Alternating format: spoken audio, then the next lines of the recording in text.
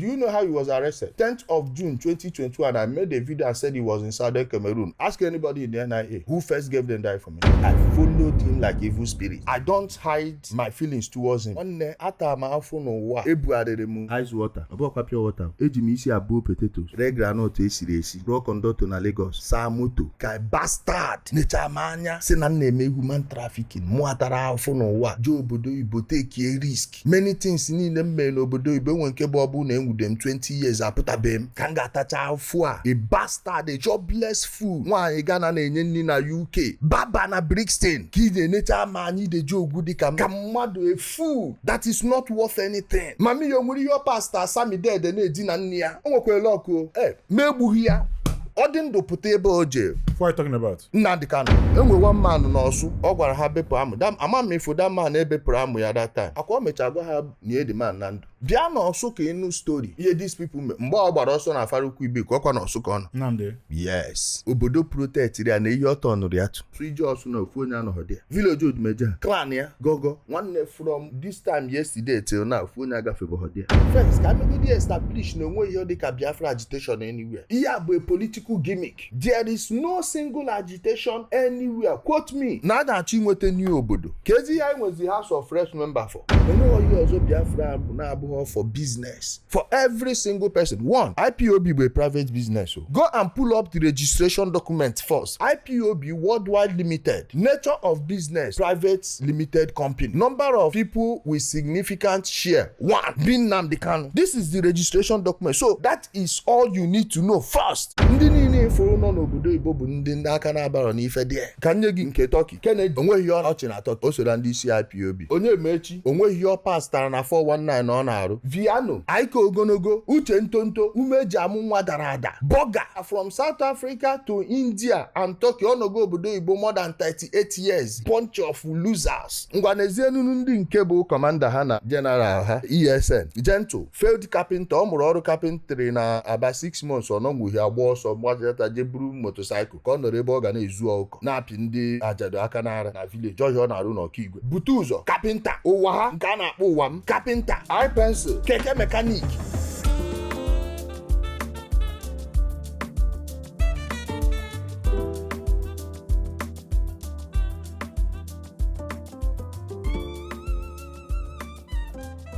Okay, let's go to Nnamdi Kanu, Biafra, and everything. Even when Nnamdi Kanu was free and talking, you're more like the lone voice that was talking against him, or the most heard and everything. Yes. Because when Nnamdi Kanu was talking, other people. yes, other people were talking. Ngwa, you were so vocal, you were so that prompted people in a what's it called udene. I like you kum the name. Akwya? Ajano. Hey, against Nnamdi Kanu, then and now. Let me start the chronicle of my encounter with Nnamdi Kanu. First off, I didn't know him, and as somebody that is not particularly interested in this their Biafra thing, it was in 2015 that I first heard his name after he was arrested, and I didn't pay much attention to it. I was like, on the Biafra. Then around 2016, by then I was broadcasting on social media, then just a live video on Facebook. Then I was teaching geopolitics, military history, and the history of West African history, because by then I've done an extensive research, and most of the things I was watching online, I don't like them. I just did one small video like this posted, and it was just on my Facebook account. It was like 40K, and so many people were sending me questions, and the way I was asking, one guy told me, man, you'll be good in this, please, why don't you try maybe giving us 1 hour every day? Then I started teaching. Then all these people were like, oh, they are holding our brother, please lend your voice, this and that. if you can find any of my Facebook accounts, although they were taken down then eventually, but those days, if you see all those my videos, it was mostly religion and religion and I just want to make sure it's not the organ. Religion and this Nnamdi Kanu issue, and I was calling for his release then. Funny enough, I was calling for his, and they will be contacting me. Who to a point they even want to be paying me. I told them no, I'm not interested in your money. Then after he came out in 2017, I ceased. I just started concentrating on my geopolitical programs, and that was the first year Trump. So you once lended your voice of course for Nnamdi Kanu's release. Of course, I lent my voice then. That 2016, because they said they have given him bail, but the FG refused to honor it. And me being a Buharist, I didn't care that I was a Buharist. I was just telling them, if the court said you should release him, then release him. Because this is brewing something else. I didn't want our people to start having unnecessary issues. Just your normal thing you should do as somebody who is activism oriented. Then when he came out, I didn't talk about them anymore. Even Nnamdi Kanu was following me with a fake account. Yes. There's this account of his, even his brother Emmanuel was using it then. I will teach something, I'll be teaching something, he will be asking me some questions. I'll be telling him, to the point they even sent somebody that is close to my uncle, Deudo. The guy said his name is Tony. He lives in Australia now, but he lived in Moscow with my uncle then. He called me and told me he knew my uncle. The way he explained the things he said made me believe he knew my uncle. Then he told me he's giving all this information to Nnamdi Kanu too. Then I didn't call it anything. Then towards 2019, I don't know if you remember the tanker incident, that fire incident that engulfed Ochanja. Yes. November 1 in 2019. When that tanker fire happened, he was shouting, that the Fulanis have burnt Onitsha, that they've burnt Onitsha, that they used their trailer to douse the whole of Onitsha with fuel. But I'm like, which kind talk be this thing? Then I saw on social media in front of Nitel, this Nitel near Onitsha South, mass transit, and this is area I know very well. Then I saw where the fire was burning. I was like, that drainage system went straight to River Niger. This tanker fell and spilled its content. And Ochanja people, normally here in Onitsha, many of them burn their refuse. So that fire, the same way the water follows to Niger, is the same way this fuel, petrol, will also flow to the Niger. Then it came in contact with fire. That was what caused that fire. Then I made a video and said, why are you blaming the Fulanis for what they have nothing to do with? Instead of you blaming the market leaders for not having fire trucks. And November was dry season. So I'm like, if you actually care for the wellness of Ndibo, you should be asking the Ochanja people, why don't you people have any fire fighting equipment? At least water. You could have used that water to salvage most of the goods and save so many people. Then somebody even told me that they recently contributed money for the fire trucks, that the chairman did not buy the fire trucks. Then I made another video and like, Nnamdi Kanu, see who you should be holding responsible. They've contributed money for this fire truck and the chairman of the market refused to buy it. So why are you blaming the Fulanis? My brother, it was like I stirred up a hornet nest. The way they were attacking, they took down my Facebook account that day. And that time, prior to that period, I never wanted to open any Facebook page. I was just using my personal account, and if they massively report it, they can just take it down. Then they started saying, oh, that they will pursue me from social media. One thing you will never do in this life is to dare me. And when they said that thing, I said, okay, you people are the ones taking down this account. I then opened a page. That was the first Ijelespeaks page.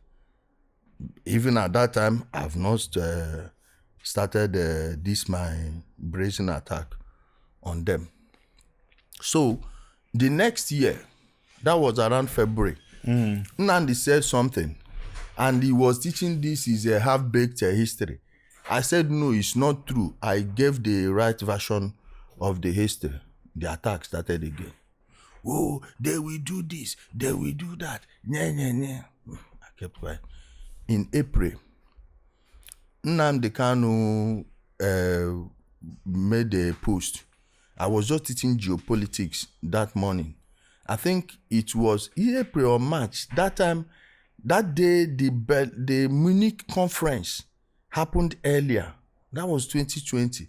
Then I was teaching about the Munich conference and the people involved. Then I was trying to point to them that if you check the Berlin conference of 1884, December to January 1885, that this is how these people own Africa. Then I started, calling out all these companies and these corporations that are using to control resources in Africa and all that.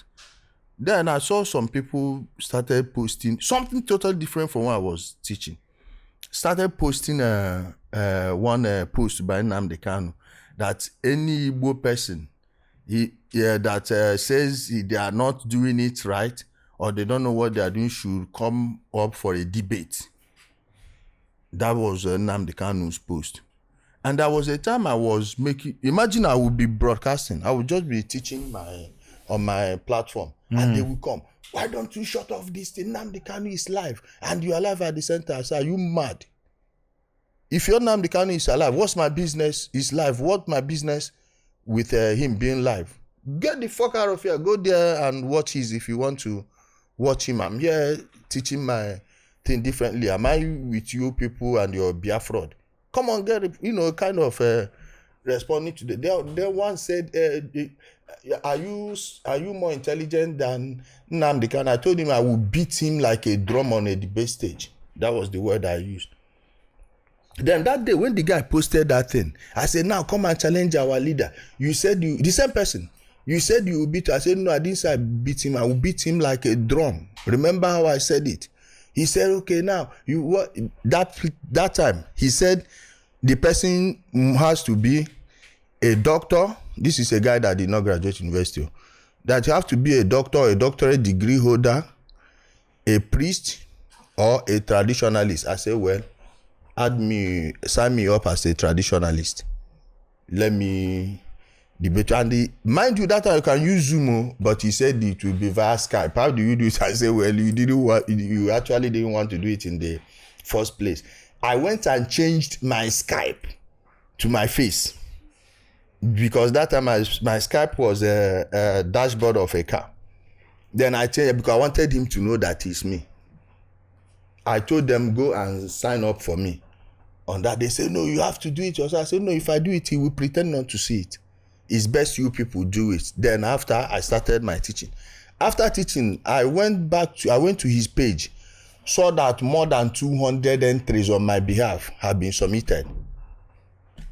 3 days later, they called me that I should withdraw from the debate. I said, withdraw where? Withdraw how? Why should I withdraw? If he's tired, he should withdraw. If he doesn't want to do it, let him withdraw.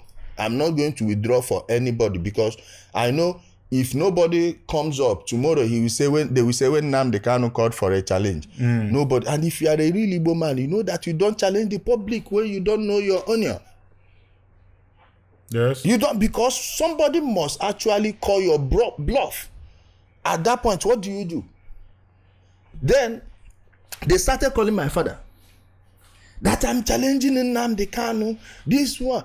My father knows where not to call me over that. because he mistakenly did it. I shunned him. My everybody like, don't ever. That thing he says he knows, he will bring it. We shall see who knows better. And it was like 2 weeks away. The main week where this was supposed to take place, Nnamdi Kanu ran away. He stopped broadcasting. Yes, he ran away. How? He was not even broadcasting on his own platform. There could be a reason. I'm coming. I'm coming with this story. Then on the day it was supposed to happen, I was there live, my own people.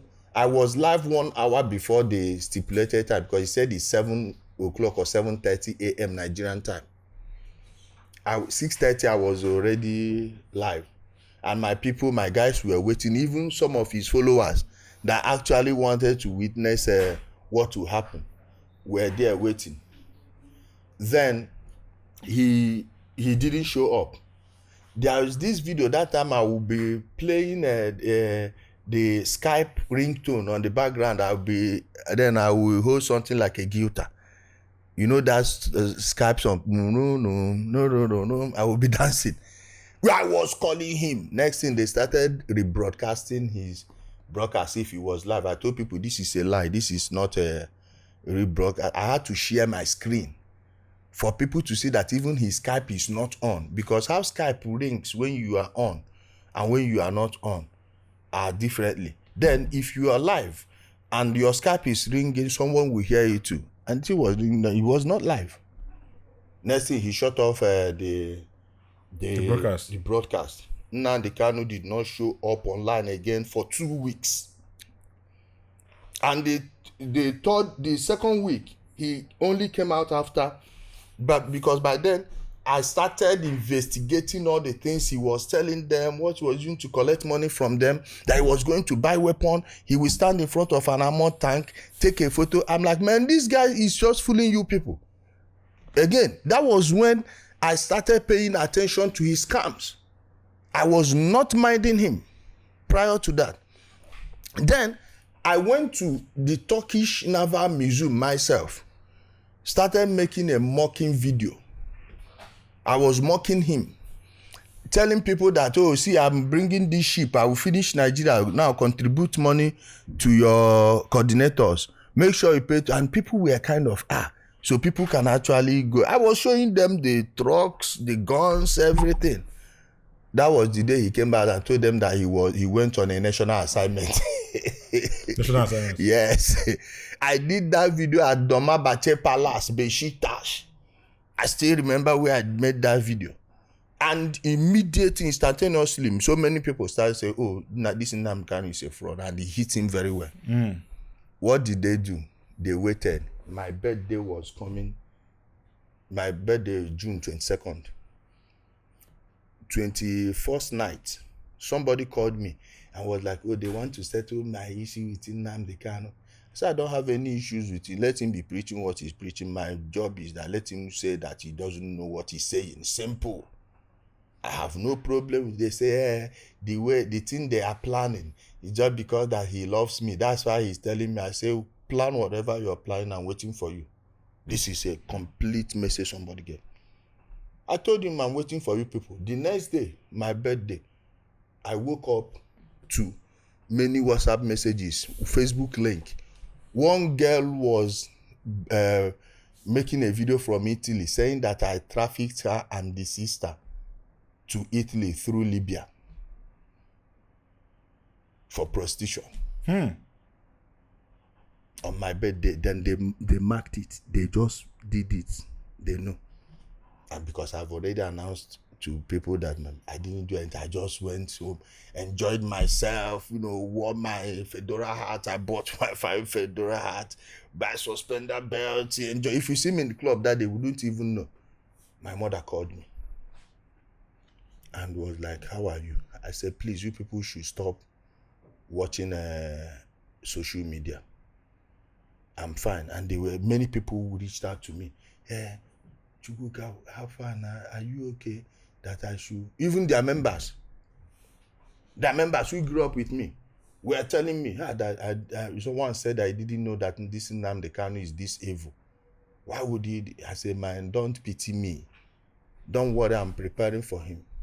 I did not respond to them. I clubbed that night, enjoyed myself. The next morning, June 23rd, 2020, that was the day I declared the war here. I told you, see you, I will finish you. I told him openly, I said, mechachagi here no chacho ogu bosso for trouble also. And that day, since that day, I never went back. Do you know how he was arrested? 10th of June 2021, I made a video and said he was in Southern Cameroon. Ask anyone. Ask anybody in the NIA who first gave them that information. I followed him. I tracked him down with everything. I chased him away from the UK. It was my friend. Because of me, went and reported him to the MI5. They invited him and Uchemefo. Ask Uchemefo. He ran away. Uchemefo went and answered for himself.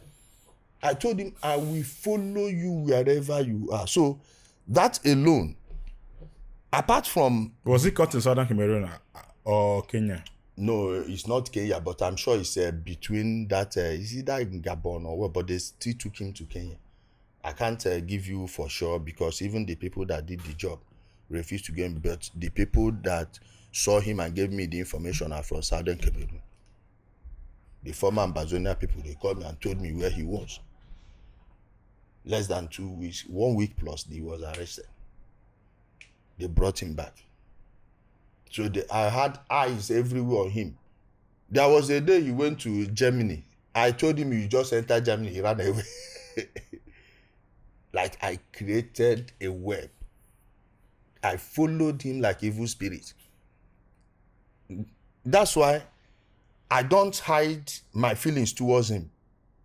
You don't do that. More one day, ata ma afo no wa. Ebu aremu ice water. Abo kwa pure water. Ebu aremu ice water. Eji mi isi abo potatoes. Ebu aremu ji. Eremu ncha. Eremu aka na bread. Eremu bread na groundnut. Eremu banana na groundnut. Red groundnut esiri esi. Raw conductor na Lagos. Samoto. Kai bastard. Nechamanya. Si na na-eme human trafficking. Mụ atara afọ n'ụwa. Je obodo Igbo take a risk. Many things niile mme n'obodo Igbo nwe nke bụ ọbụ na enwude m 20 years apụtabe m. Ka m ga-atacha afọ a. A bastard, a jobless fool. Nwaanyị Ghana na-enye nri na UK. Baba na Brixton. Because no nwe politicians ndị ị na-etiri mkpu ka ị na-enecha ama anyị deje ogwu dịka m na mme gịnị. Na nne ịmakwa ihe dị ya. Ịmakwa ihe dị ya. Nwa ha tabara afụ. Tacha afụ n'ụwa. Ka mmadụ a fool that is not worth anything. Mami yo muri your pastor Sami dead na-edi na nne ya. I'm telling you. Ka somebody imepere ọnụ sị na, hey, o nwekwara ọkụ. Megbughị ya. Ọ dị ndụ pụta ebe o je. Mmegbu ya nka na-ekwu ya ruo echi. What are you talking about? Nnamdi Kanu. Adị m ekwu ya ruo echi. Mụ ama nzokwa ọnụ kwue. Enweghịkwa m ike izoro mmadụ ọnụ kwue. Mụnwa. Kesi na mme, don't worry, mgbe ifo m ka ya hapụ ikwu ya ọfụma. Emmanuel nwanne nwoke achụgo m ya ọsọ na Abuja na. N'igegbu Nnamdi Kanu. Emmanuel nwanne ya ọnọchiri ụzọ, ọ bụrụ na ọ gbagha ọsọ gbara n'azụ ndị DSS dada ka m igbuwa isi and ọ dị m sure na ọ ga-agafe ya life. I'm telling you, ka ifu how dị iwe dị m n'obi. Ka ifu ka dị iwe dị m n'obi. I don't care what any bastard says. Kọrịsị na Asami dede na Lamamia. Mụa kwuru ya Nnamdi Kanu. Dị egwu sef, a na-agụ ya na be ha. Abanụrụ ọdụ ụzọ kalụ bụ ihe mere mpe ya autonomous igwe first thing o mebe ebe anụ dị egwu na the village. Yes, kpọọ onye ọbụla from isi ama afara ukwu Ibeku jụọ ha ya nna agwa gị. Somebody see from such a cursed family. Abụ m onye ọdịnala. Nne na nna ya nwụ mango dị na be ha kpọnwụọ with ụmụ jeje Joanna. All the type of person ndị be anyị hapụrụ jide anyị Igbo mebie. the type of people ndị politician buy je na prop up na-achọ ka onye ọbụla ba wụọ before na-ayị ara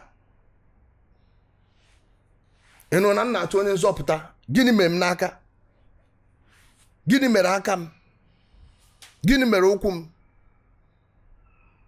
ọ ya ka ya ka nna agwa gị ije cheke the lives of ndị efuru a na-enye na savior ka ị ga-aghọta ndị be anyị nọ fa onweghọkwa ihe o mere na ala Igbo dị m surprise.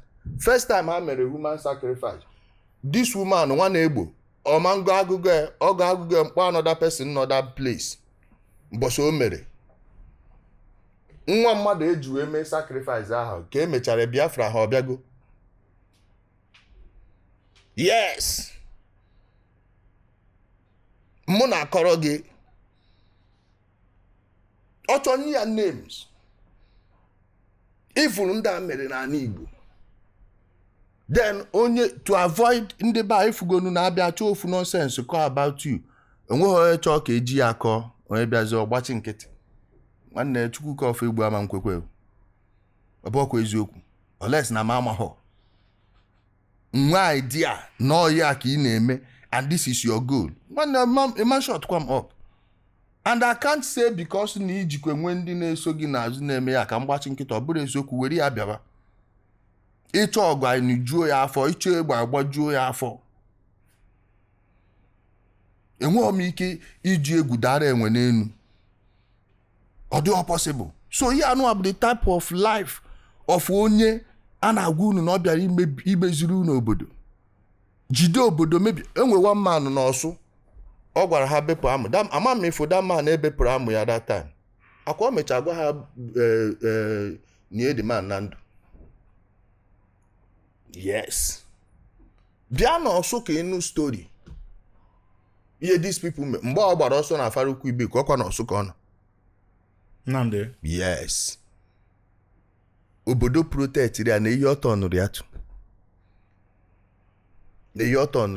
n'Ọsụ ije Ọsụ na ofu onye anọghị dị especially ụda Odumeje village Odumeje clan ya gogo nwanne from this time yesterday till now ofu onye agafebeghị dị onye ọbụla efu dị bụ onye amị ma ndị so anyị nọrọ ọrụ dị ihe o ji kwụọ ha ụgwọ. Before we go fully to what happened in Igbo, ịnọkwa na-agba IPOB and all those things. Let's talk before IPOB. Let's just back on your Buharism. Okay. You were a Buharist and everything. Yes. Is it a position that you regret now, or you are still proud to once? Because some people say that while I know about Buhari be a line were you actually Kehifana Buhari?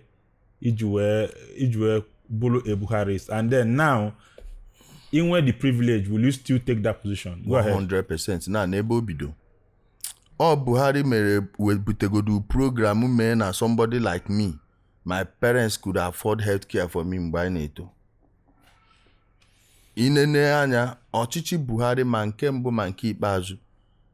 Cash ejighị ike dị in circulation but emere many things are available. No oge nke Buhari ihe sendiru unu orukwere unu akọ ya unu ga na-ekwu. Ilote you notice na from 1999 till date no so Buhari although Tinubu has not failed in paying people. Onweghị any dasị na age allocation dị mmadụ one day. Civil servant enweghị nke eji ego ya one day. That thing private, how many assets country ka Buhari privatized? None. Erechago access of this country before Buhari bịa.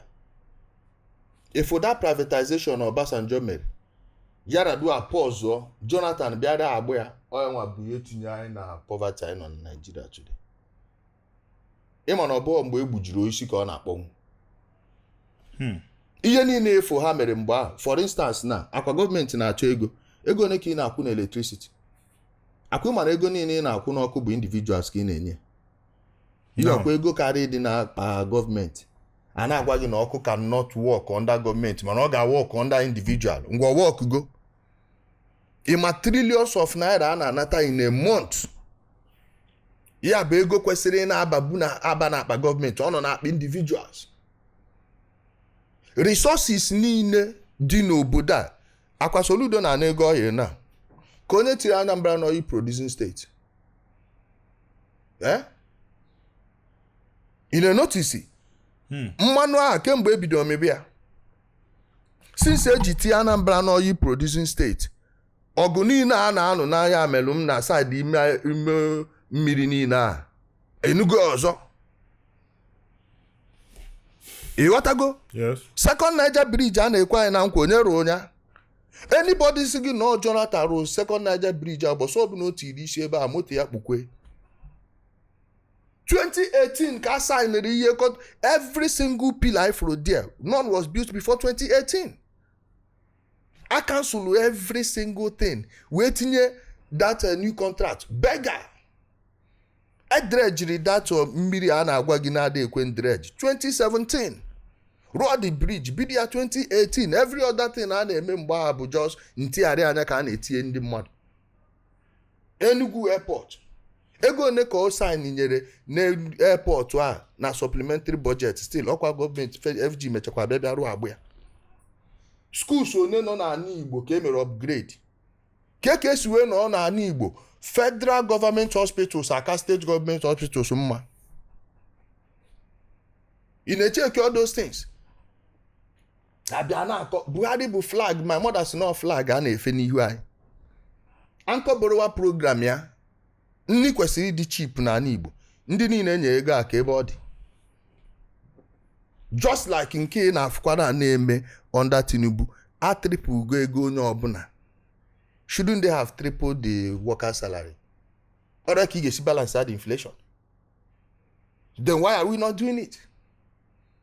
Emokwana nango 2 million. Ka na-ekwezi 20 million va. Ha!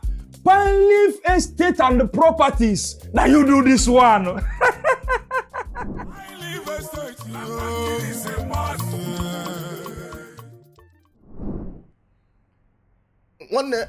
My type of politics abụọ ihe anụ a na-eme eji emotion eme ma this popular belief mana m ga-enye gị the real truth.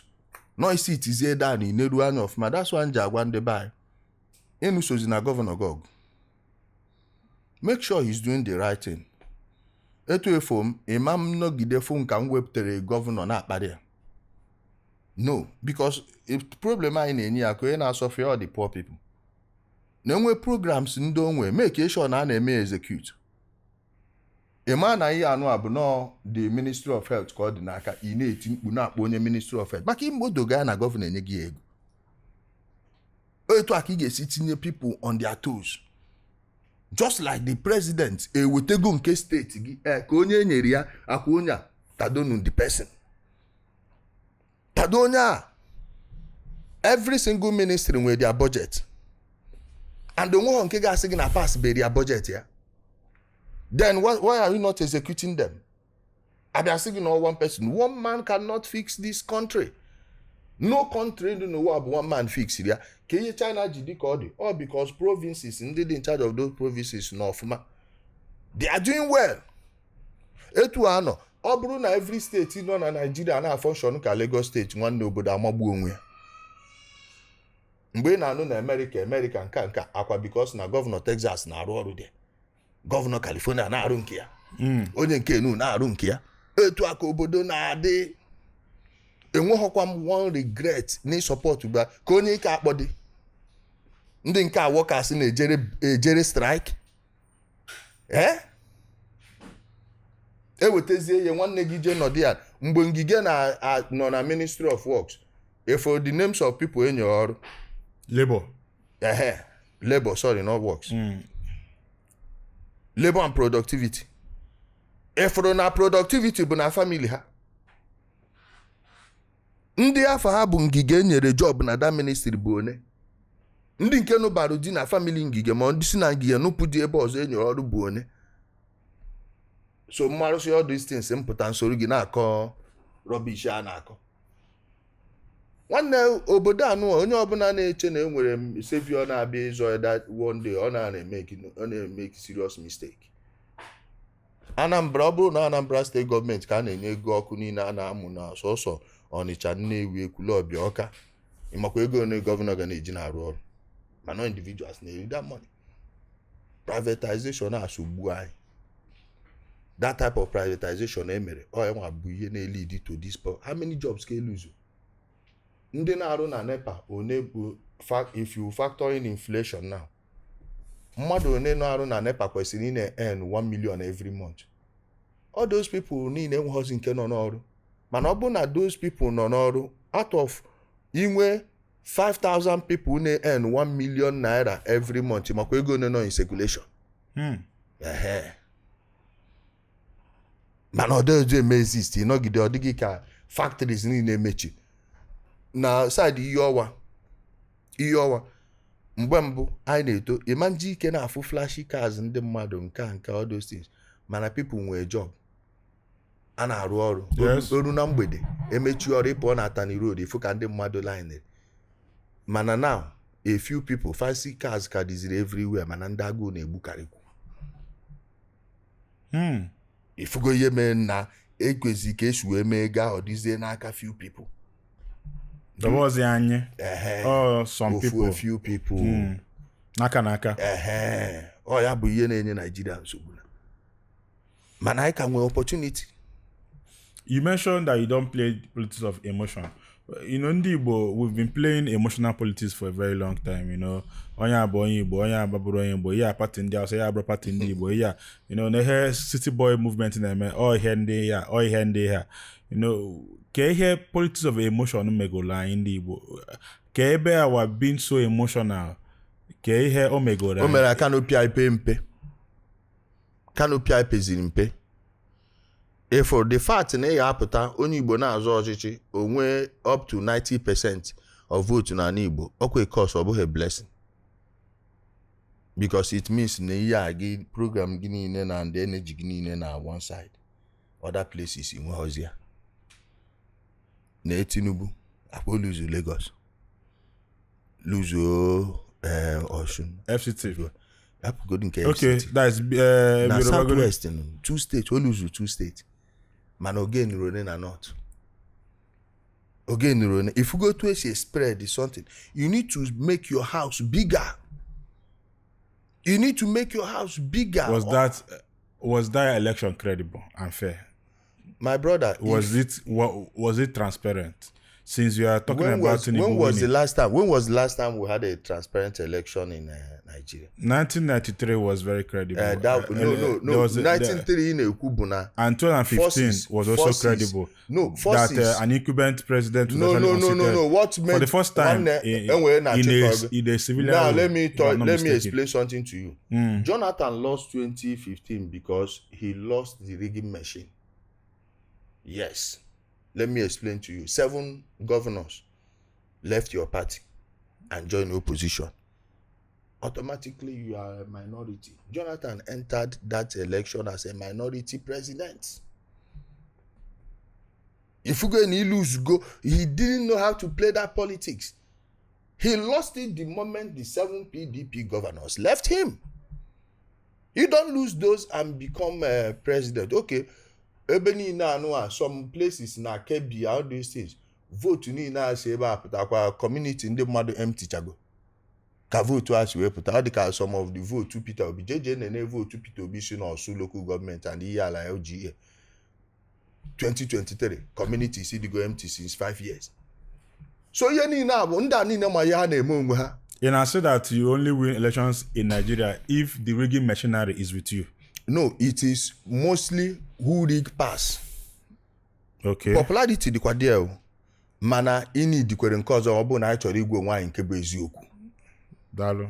Because ine n'anya, like I said, jee na portal INEC, check vote one si na Ọsụ pụta for Labour. Ke ndị vote dịrị ya. Just like mgbe Buhari chere. Steeti niile ndị mmadụ gbara ọsọ na ya.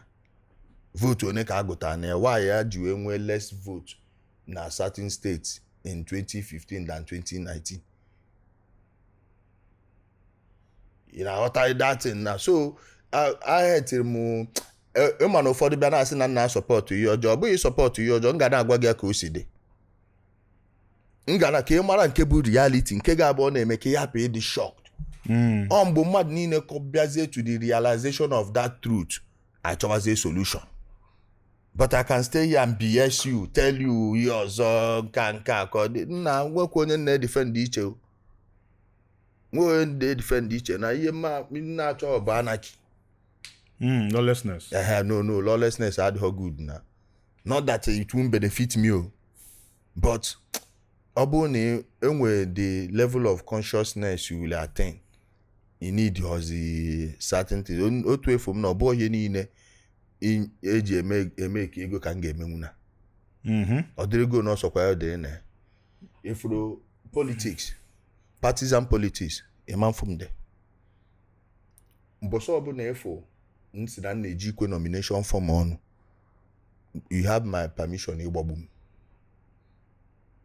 When we use election, but you can receive appointments, political appointments. Appointment may be like a contract to help do something, or you think man no bia mburu PA, SA, SS mba don't roll. The man now think we don't now.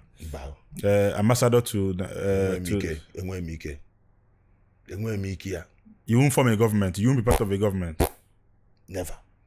How do you now help to actually effect a change? No, you don't need to be in a government position to effect a change. Only people that their job is to set the minds of the society right, and you see the change happening. You'll be more effective being outside of power. You got to go? Yes. You can be ears and eyes of the person not a power. Provided not somebody my your worth, he will always seek your advice. You don't need to be someone's PA.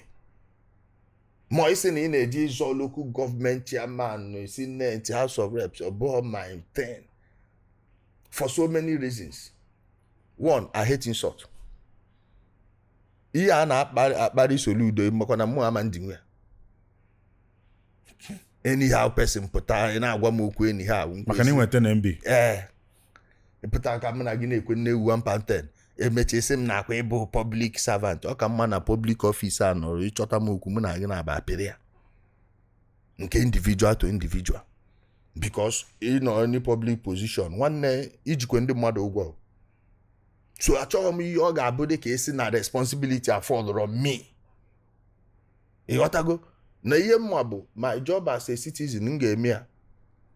Onwe onye ọbụla m fụrụ nọ n'ọchịchị, my job bụ ebe ọbụla ọ ga-esi dịrị gị easy ime something. I will help you because no more I've seen myself as a common man.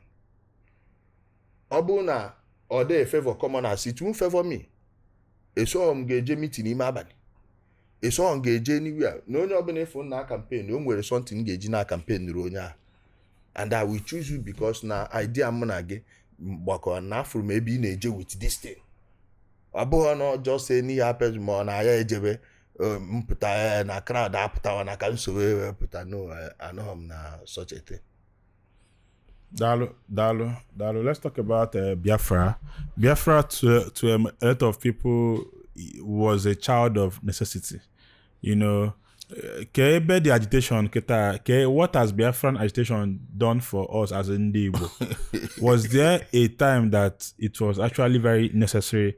And Obuna Biafra Bia now, do you think it will be better off as Ndi Igbo? Ganiru? Biafra Bia na mo anawa Sokoto. I swear. Obunu na-eji ha ọsọ. Nke efu na-eme n'ọsụ na ga-abụ small. Onye na-asị gị ha wu Biafra B, si ya na-enewe otu ọsụ hitu kwa ndị yi ala LGA dị na. Onwe anytime mention ya a na-awụfu ha ọbara.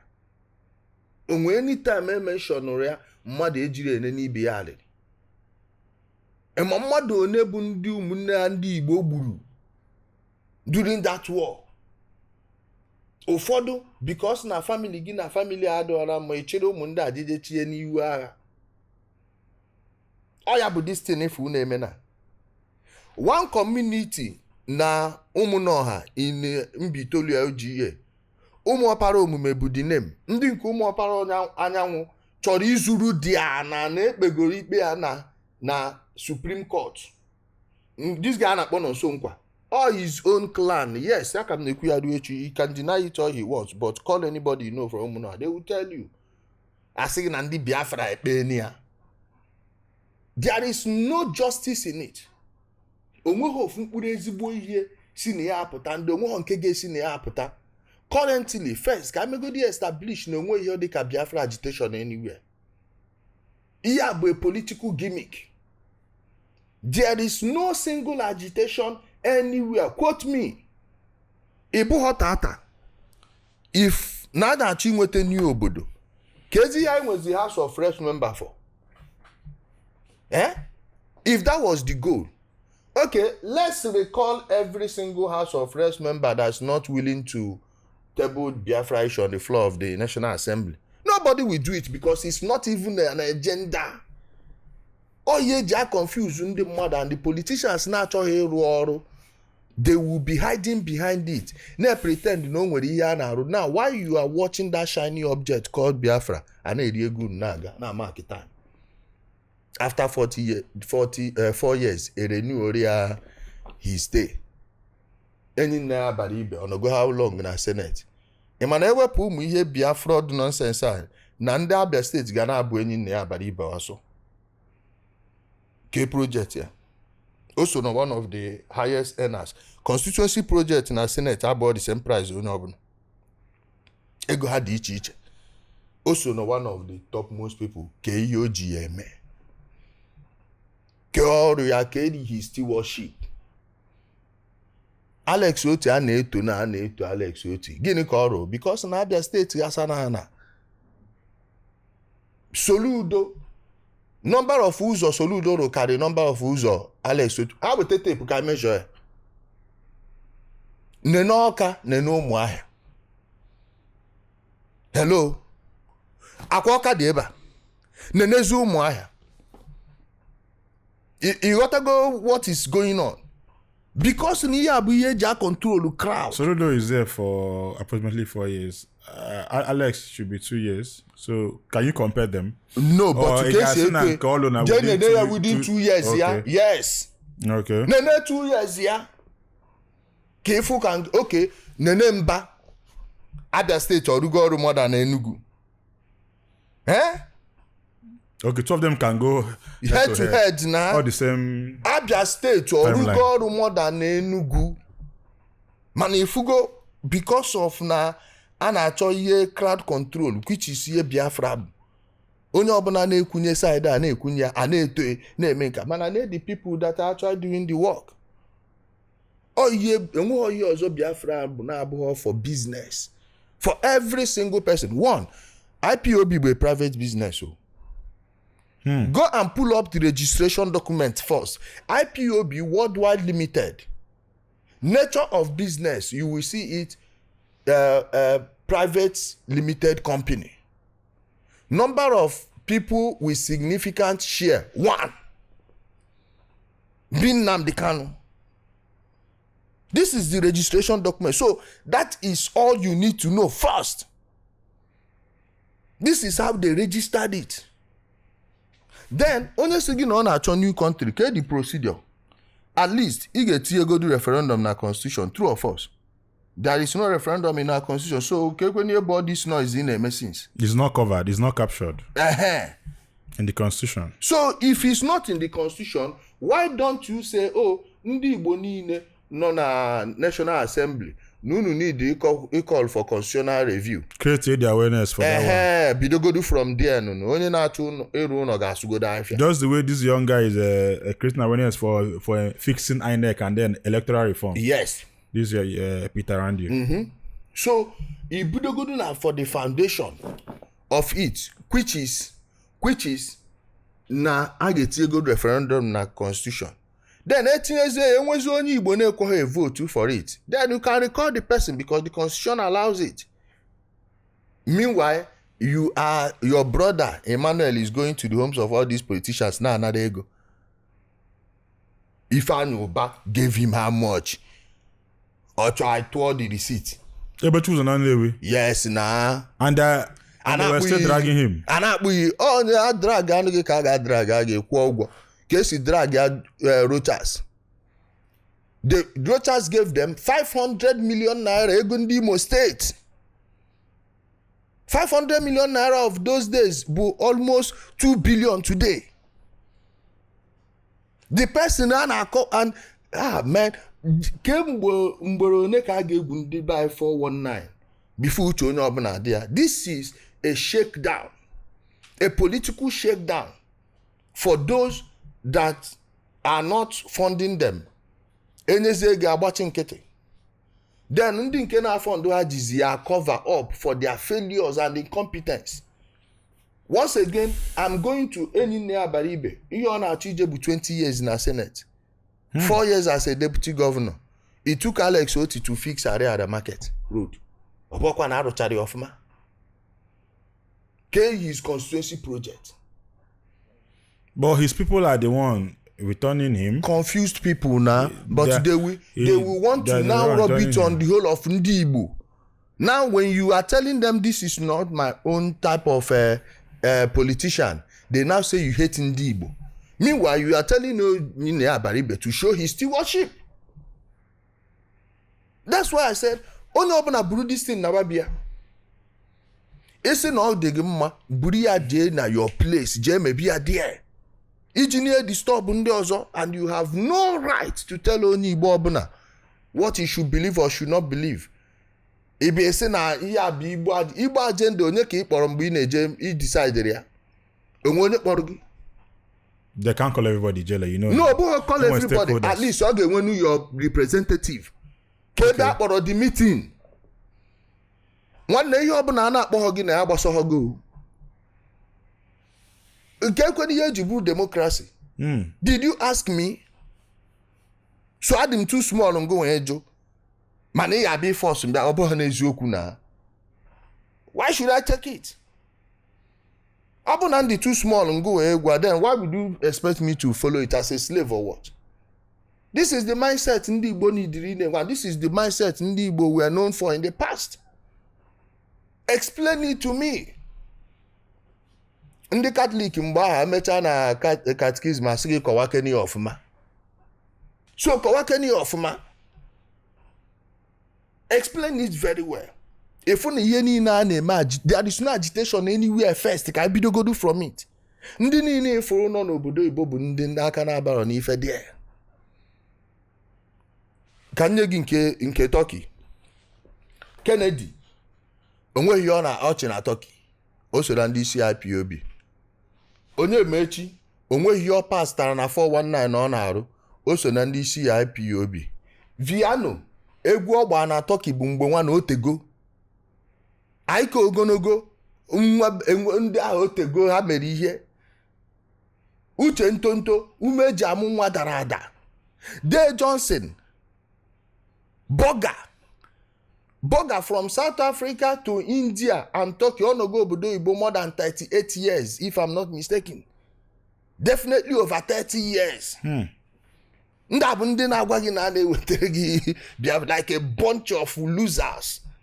Ngwa n'ezienu ndị nke bụ commander ha na general ha na ESN. Gentle. Failed carpenter, ọ mụrụ ọrụ carpentry na about 6 months ọ nọgwughị agba ọsọ gbajata je buru motorcycle ka ọ nọrọ ebe ọ ga na-ezu ọkụkọ na-apị ndị ajado aka n'ara na village ọhịa ọ na-arụ n'Ọkigwe. Bute ụzọ carpenter. Ụwa ha nke a na-akpọ ụwa m carpenter. Eye pencil, keke mechanic. Ị na-aghọta na ndị ahụ just were the worst. Enwekwa anything personally against ndị carpenter, but nwanne ana Igbo achọghị mmadụ nke bụ na a na-achọzi na-represent abụrụ ndị carpenter. Mmadụ akọrụ ha like that. Anyị nwere people asị na ihe bụ ihe a na-achọ. Nwanne ịmakwa n'otu ana Igbo nọ mmadụ bịa ọ na-asị m na ndị Igbo na-enwe ndị na-akwado igbu ndị Igbo. Na onye ka ebu? Mention godu tribe ahụ ume ruru ya. etu anyị nọ na-asị na because na ndị Fulani na-enweta ọrụ na ihe anọ a ha jikwa na ọ na-amị mee nke a asị gị na a na-achọ ime anyị Igbo invade nwanne anyị were poison gbuo ndị be ha niile. Chemical warfare ka anyị ga-eji like mmadụ dakata ka ijiji na Sokoto they will like ha ga-akwụ ụgwọ ihe niile ha mebiri times 20 n'ụwa kịta ka ị na-asị m na one tribe na-apụta bụ imegbu one tribe how n'ofu onye ga-eme gịnị nka ebe ka ihe a na-eme mana ịmago na ego this thing confuse chachazie people abịa na make up all sorts of rubbish. And ịmago we live in a world where life mimics art. People have all the difference between reality and the mmadụ just na form na akọ, and we keep falling for this. Time I kwesịrị iji ruo our schools onweghị nwa Igbo bụ nwere uche eji agụ sayensị kwesịrị na-akwụ ụgwọ school. Ụgwọ school a bụ ego ne ịmakwana okpoko 1 to okpoko 3. In fact biko Governor Soludo ụmụ schools ndị a niile asị gị na enwecha okpoko 13 ha nchaghị n'ofu school. Nwanne m return back to 3 abịa enwesisi headmistresses everywhere. Students adịkwa na one amechi ihe mebicha any the restructure the time ka dị. Ọ bụrụ anyị niile ga-eme ya enjoy yo. Ọ bụrụ onye kọrọ ji na-eri uru ya ịghọta ọ ya ma ofu onye adị eri ego ọjị maka nna gị ochie nke Korea handed over to ụmụ mụcha their own. So by the time a na-awa ọjị ekeye onye nna gị akọrịa mana ọma ndị ya mana ọ ka enwe ife debere ụmụazị. Same way ka anyị ga na-eji same approach ka anyị need for ụmụazị anyị echi. Enwe many people karị dị ndụ ma ọ bụrụ na ndị nke gbagbu ufa n'ọsụ ma ihe ala ma ọka igwe ọ bụ na faje school they will not get involved in that thing and onye akarị dị ndụ ruo taa. Ifu gị na ọka life dị ọka destiny na-esi adị etu ị nọ na ịpụọ n'iro isi aka nni apụọ na isi aka ekpe apụọ the same destination ka ị na-eje mana kwefu your life adịghị ya ma isi side nke adịghị otu aka life dị. O nwere ike ọ bụ na ụmụazị agụ school by now o nwere ike ịnọ ofu African country as an expatriate onwe time ịbịa sị na ọ na-ebu egbe. People somebody like me now ọ bụ na ọ bụghị my level of consciousness mụ nwere ike na-ama na eji dịka kampụ 3 ịghọtago nwere ike na-ama na eji kampụ criminal camps nweta ga-enweta inwe problem. So no nwere people dị ndụ today because na eti aka na that thing. So otu aka ọ dịkwa ụmụ anyị how do we help for ọ bụrụ ma ndị nke na-afụ kịta nwanne ha gagokwe ndị nke mkpụrụ mmiri gbugo ndị nke agagwe nwekwa hope adịghọ ihe ọzọ ị na-eme bụ jọs ka enebezie Chukwu agba ekpere chi ya na-akpọ nke a n'Imo steeti ndị like enwe ọzọ any hope whatsoever. Ndị be anyị neediri like one we may go to admit na inwe problem then begin to solution. Soludo na-aza solution is here. Onye ya achọ solution bụ onye ga-ebu ụzọ kwete na onwe problem. Iwe chọwa solution. Yes. Ọ bụ na mmadụ ekwetebe na onwe problem ihe ọ bụla ị na-akọrọ solution nwe gị ka ị na-agwa. So I need ọrụ karị mana ọrụ a adịghị too much for you. Eziokwu the type of energy I na-waste na stupid things ọ bụ na etinye ya na the right way when there is nothing we can do. Efuru otu a n'Igbo dị na a na-ekwu okwu oyi Ebonyi State ifu ha wee dị obodo adị harmonize go mining ya harmonize go mining na Anambra State Martins a na mining n'obodo. There is money mana ihe niile a ka esi eme ya oyila a na-ekwu akwụ ma ya eti ebe aka na fracking nke a ka na-ekwugodu bụ normal oya dị n'okpuru anyị. We can frack many places in ala Igbo and ị ga-enwetakwa oya from it. Enwe onye ma the actual guards reserve dị n'obodo a? Nobody. So ụmụ ihe niile abụ ihe n'idi idozicha. Ịma na ndị Anglican a na-agụ ihe na catechism asị na aga m ajụ ekwensu na ọrụ ya niile, nke ndị Catholic nke Anglican sị gị na ya ajụ ekwensu na ọrụ ya niile na mpako ya niile na ihe efu nke ụwa ọjọọ nke a na agụ mmehie niile nke dị n'anụ ahụ. Ọhịa ndị Igbo niile ajụ ekwensu, ajụ ọrụ ya niile, jụ mpako ya niile, jụ ihe efu nke ụwa ọjọọ nke a, jụkwa agụ mmehie niile nke dị n'anụ ahụ. Mini gịnị efuru ma 419 nke eji ụka eme o, ma nke a na-eme na tradition o, ndị nke asị na-abụcha ndị dibịa, ma politics o, mmadụ ihe na-adị eme na-confuse nwanne ya, anyị ekweghọ. I need to shake everything ka amaka foundation ya dị, nke ọbụla na-esi ike ya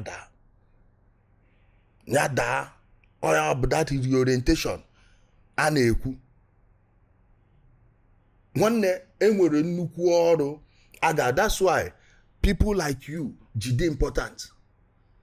People like Nze Tobosi Igwe, ọ bụghịkwa mgbe niile ka a na-afụ ụdị mmadụ a n'obodo.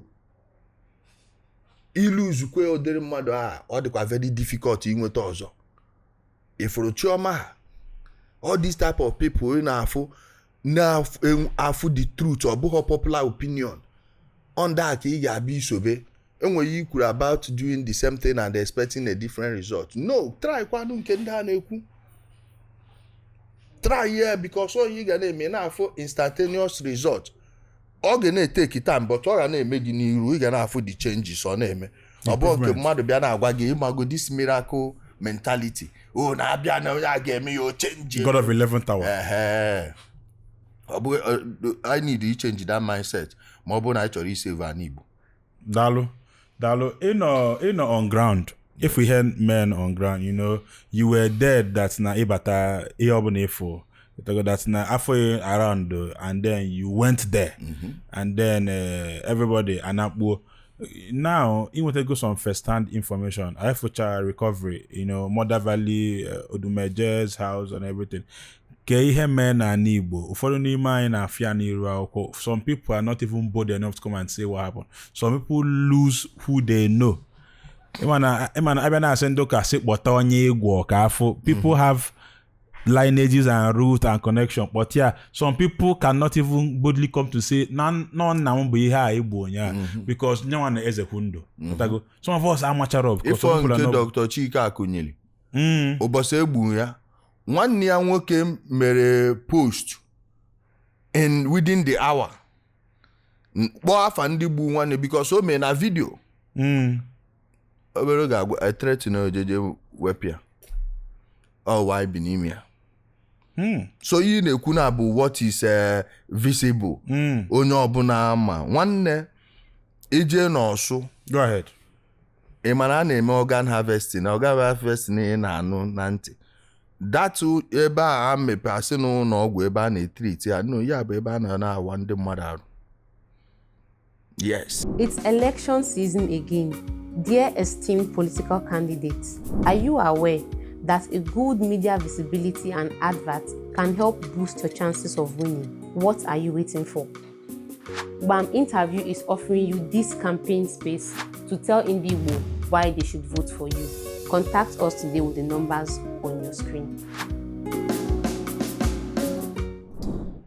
Isi mmadụ a na-ede ya ede. Ndị nke eji esi ofe. Ndị nke a na-amị amị. Even ma ndị otu ha sefu. Yes. Enwe one boy a na-akpọ cannibalism. Yes. Enwe one boy a na-akpọ Ikenga onye otu ha. O nwere mozo. Ha nọ na redio na mbọsị egburu ya. One of them nọ na redio na-ekwu biko si dowere ya mozo ya. Ọ ka ifo ụdịrị evil ebute na ala Igbo.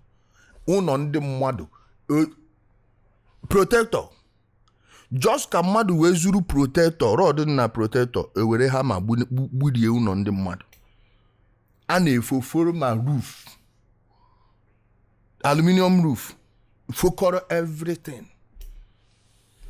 then ndị nke a na-emetụrụ their own aka ịda n'ụlọ fachọ ị na-ebi na ya ọ na onye nwe ya na-akwụ ụgwọ ọzọ bụzi their members nwe enwe ịbịa n'obodo nkịta moto na-agafe nkịta na-enene moto gbumshi nkịta ewu ada agbaziri moto ọsọ ọma ọfụnugo ebifo na-agwa gị n'ọsụ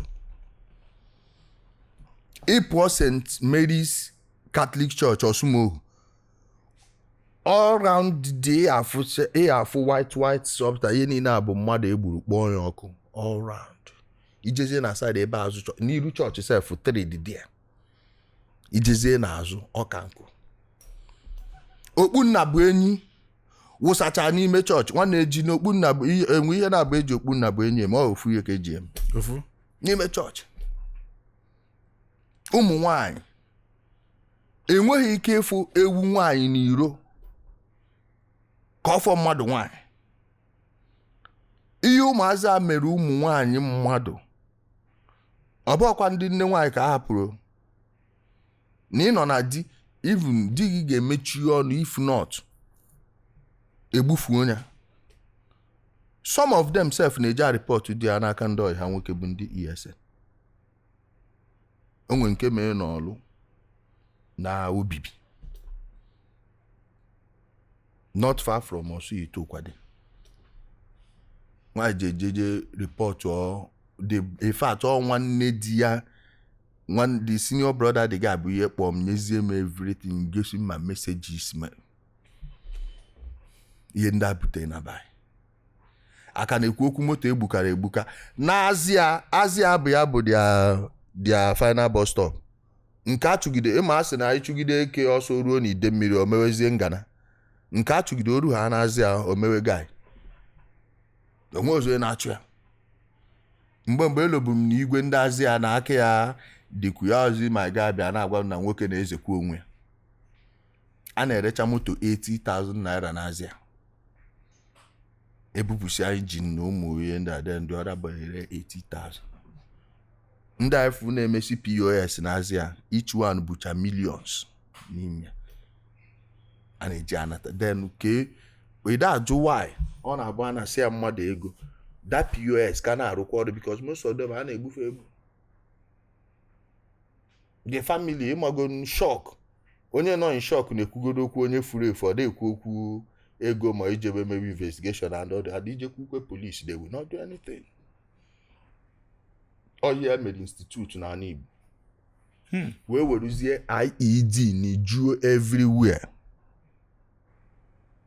ịma mmadụ adekwu security force nke a na-ekwugodo the other day I hope they recover so quickly o nwere a team jeje mmanụ ọkpa na IED ya affected like 4 to 5 people day before yesterday ndị nke Anambra side na-arụ ọrụ mana villagers that in Ugbo aja IED bụ bomb this nke anụ a na-eji ogbunigwe a na-eji fertilizer na shrapnels were rodent tiezie wire some of them nke a na-eti ka nke a na-eti what's the aim of the weapon ka mmadụ hapụ cross that side a cross or what will happen to you you step on it you are gone all the knock is up and a landmine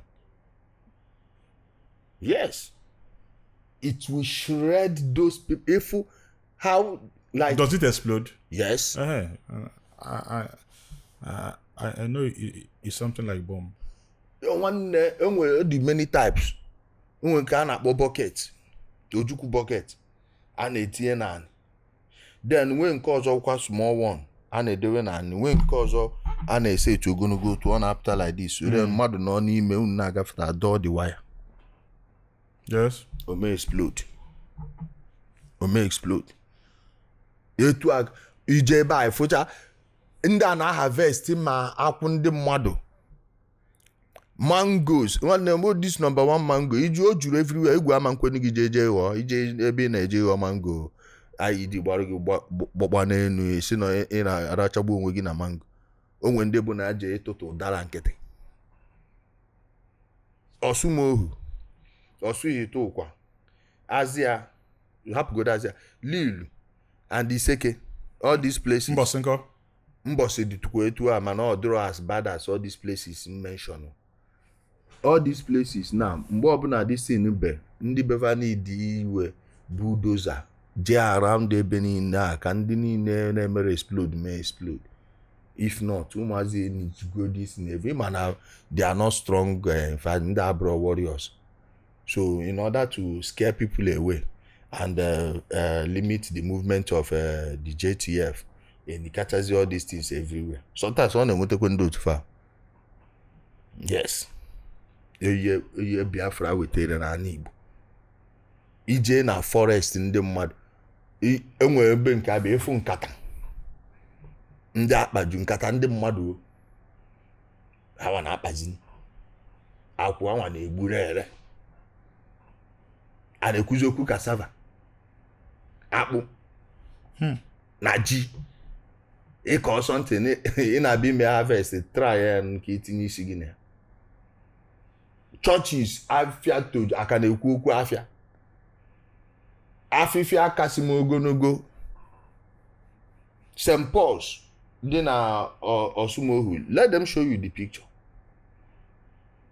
churches and the worst part bụ na ndị isi ụka niile agba nkịtị enwe bishops ndị Anglican enwe bishops ndị Catholic adị m sure na ọ bụ mgbe anikwe nwanne ya some of these things man tolerate ya even je onye melukwe we not tolerate some of these things mana ndị nke anọ na ha all of them wachicha nkịtị even your congregants they don't about their well-being enwere chọrọ ikwu okwu because many of them they prefer not to anger the politicians na-enyefe ego and governors need kwa ịma ndị a na-edinye ọrụ ma na-arụkwa ọrụ a n'eziokwu right yes many of all these people efo bụ ndị na-eme ihe security many of them achọkwa ka this end there and ụfọdụ bụ ndị nke selense achọ ideti their white ụmụazị na ọrụ n'onwe unu ka anyị na ọrụ onwe anyị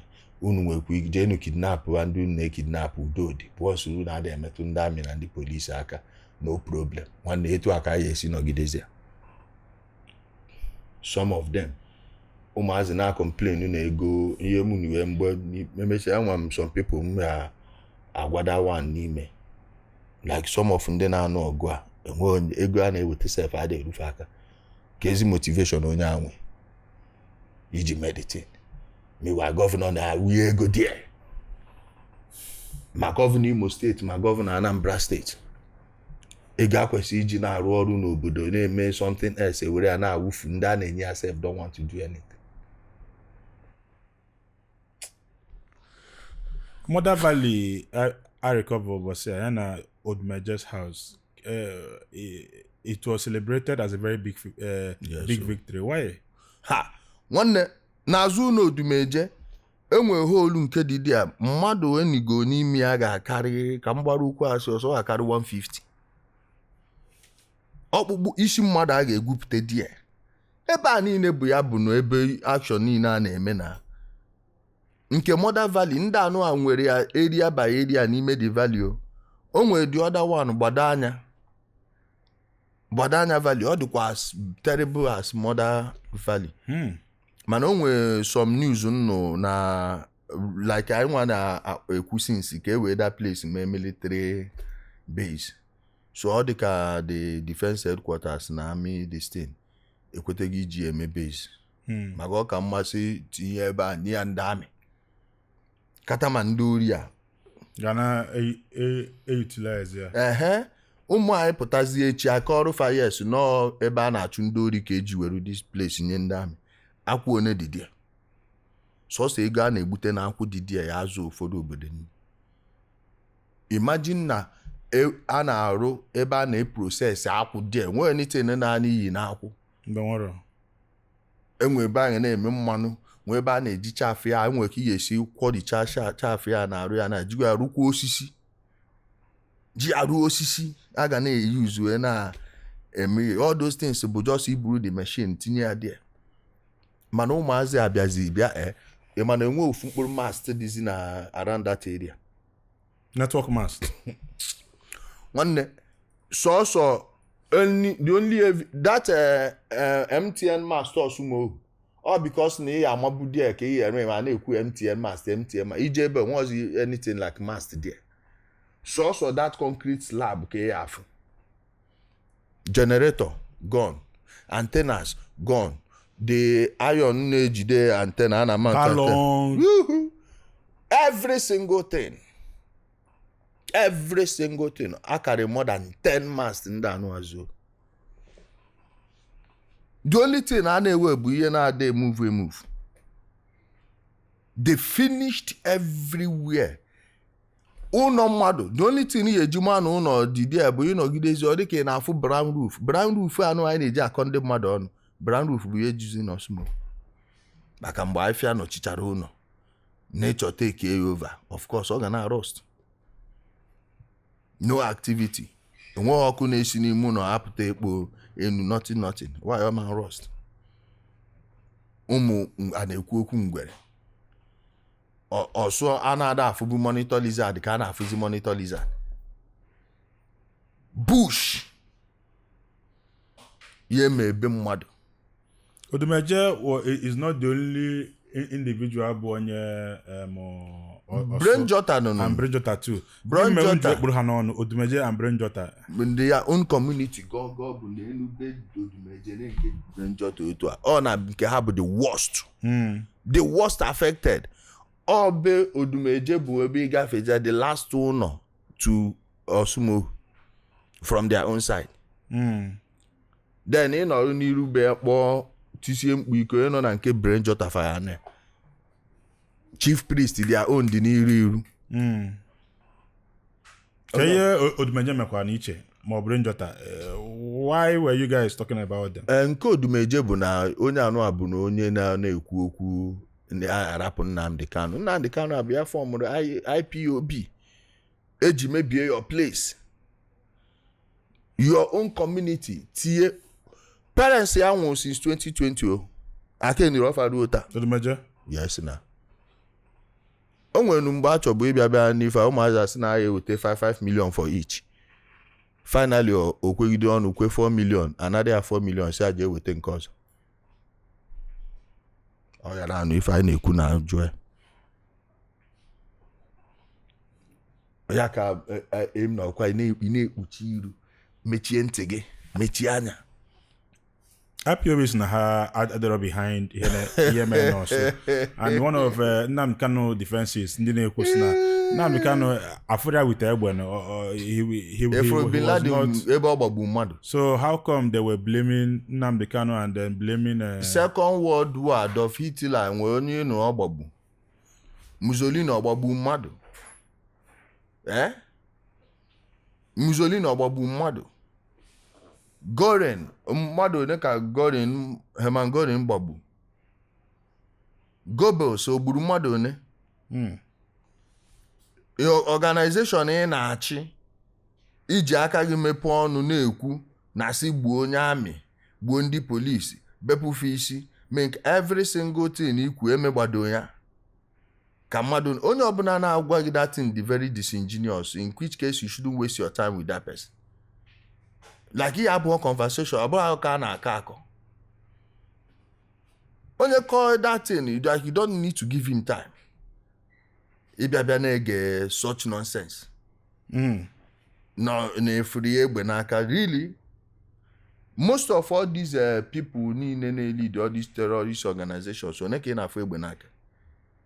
You need onye a na-ekwu that thing.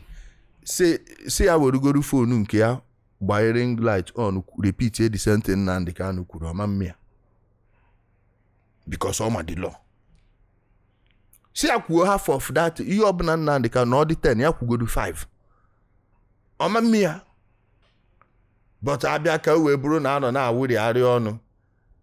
A na-eme exchange saliva, abịa na-asị gị na efuru ya wite egbe n'aka. Until afụ gị wite egbe n'aka. Bịa bụ na commit a crime. Are you blaming IPOB and Nnamdi Kanu, or will you blame Simon Ekpa and his Autopilot for what befell Ali Igbo for 5 years now? Can you get blame, or is it a collabo? There is no single thing Simon Ekpa said that is not a repetition of Nnamdi Kanu's words. Simon Nnamdi Kanu ya first. And Simon Ekpa, by the way, was not an IPOB member. He's just an IPOB contractor. So he's repeating what he heard from the person that gave him the contract. Onye ọbụla na-blame Simon Ekpa eziokwu adịghị n'ọnụ. Ọ Nnamdi bụ isi sekpu ntị. He was a single thing you know from Simon Ekpa and her from Nnamdi. Not one. So case nke a na-abịazi isi each and every one of them they involved, but number one person bụ Nnamdi Kanu. Right? Yes. Simon na-arụ ya ọrụ. Ilozozi no the time asakiri Uche Mefo ka akpọta Simon Ekpa. Yes na. Because Uche Mefo for ebe egwu na-aga, and the man Uche Mefo bụ ọchọ anything the wasting of blood. Even you can hear in some of their conversations during that period when they are discussing, they will say don't tell grandma. That grandma bụ Uche Mefo, and go mgbe a na-akpọ gị agadi nwaanyị ihe mean bụ emarife ala. So Uche Mefo was kept in the dark. And at the end of the day, Afun Uche Mefo was not ready to play ball. They sacked him. Because he was the number 2. And that time, Nnamdi Kanu will be vibrating, Uche Mefo will be calming him down. Uche Mefo, and if you notice, the moment Uche Mefo left, Ara Nnamdi Biazibia by a different level. So that time, the few smart people he had around also left. Owe bruzie fully ndala. We are not there. They're not back up but Simon. Okay. And when the tape now, when he said that everybody should be listening to Simon Ekpa, who is bringing a new dimension in this struggle, listen to him and share his videos accordingly. He said it when he mgbedu ya n'iru ọrụ.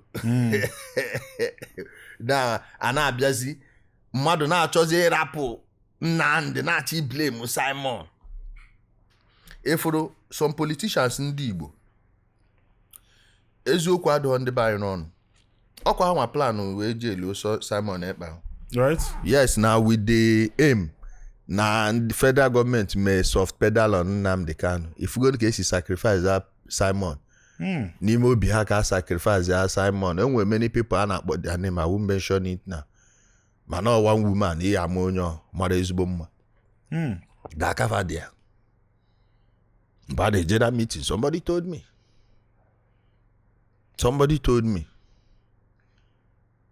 Yes.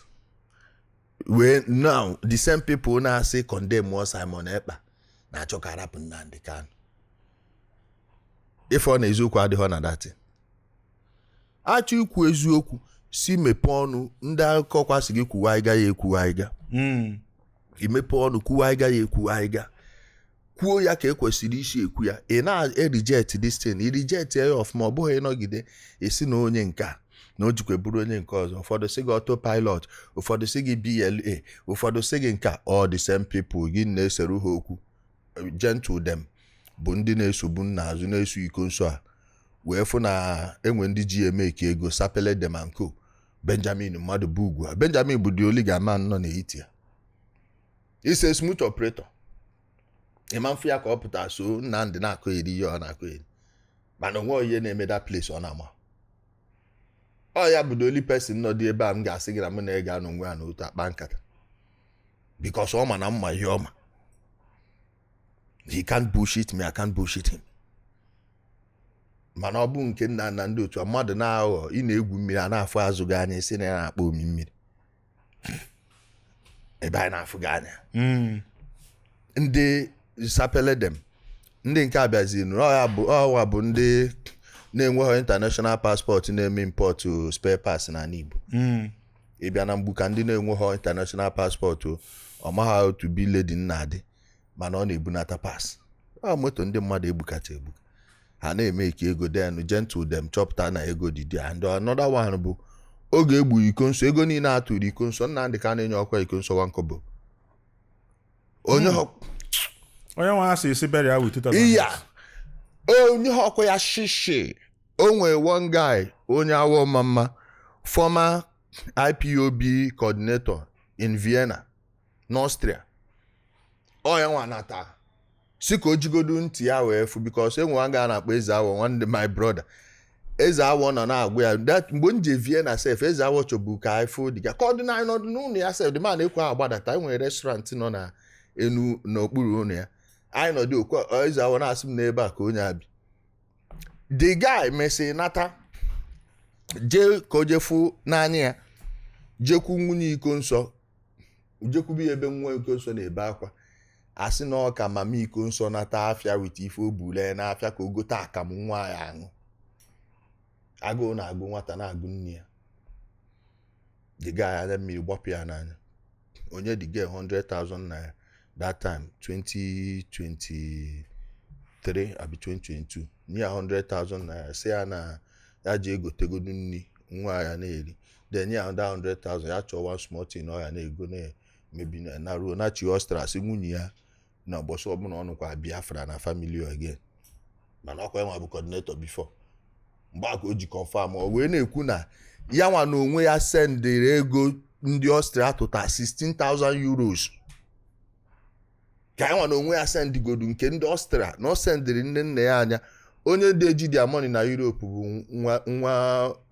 nwanne mama Nnamdi Kanu family business nke a na-akpọ nne ya anya ezigbo afọ ebe ogori ochiọwa ọ na-ekwu na o sendiri ya 16,000 euros wete the receipt o ji sendere ya 16,000 euros mana nwa na-ebe akwa a na-eche ka nwaanyị nje afịa ji egote akamụ nwa ga ndị niile nke egbu many of them a na-promise a na-enwe maka Biafra agharụ ndị bụ unu chaa jee n'ime ọfịa Ọsụmohu gbado anya ama m ifo that video ebe egosi gravestones ọ ebe a ka a na-enye ife best thing na ya ga-eme bụ akpọ gravestone ede afịa ebe a yes ede afịa na gravestone nke aga na-ewesti youth na-ewesti ndụ ndị mmadụ aside na Igbo. How do they operate? Otu a kita ịbago n'ime now.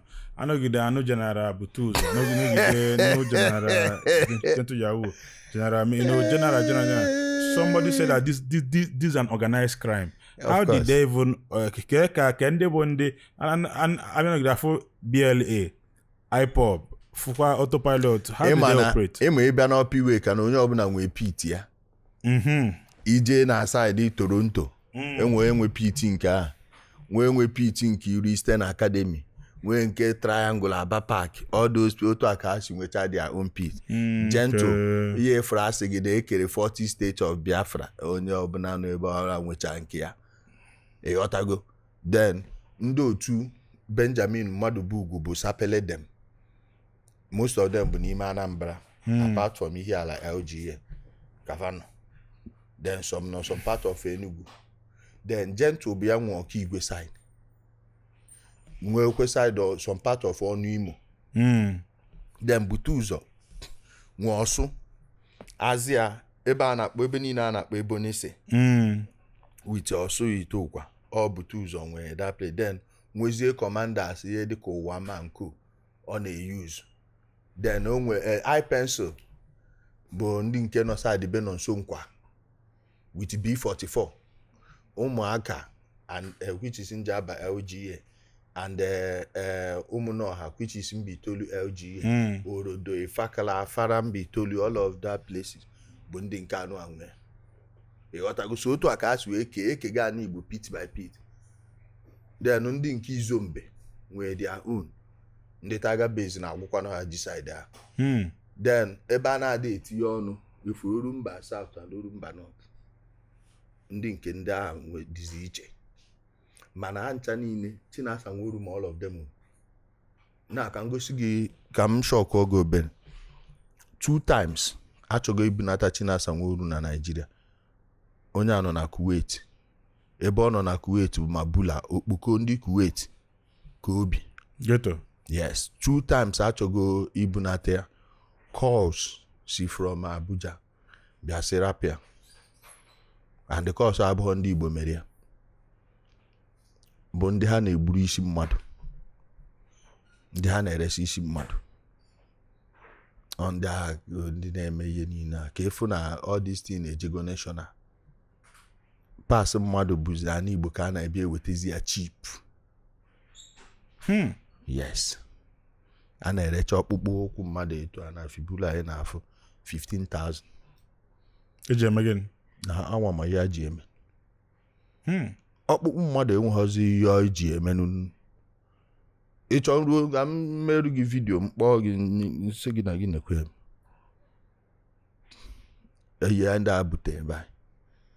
Ọ ya bụ ndị si na-anụ na ndị nke dị otu a. BLA bụ mostly umbrella G, all those people that separated from Sapele.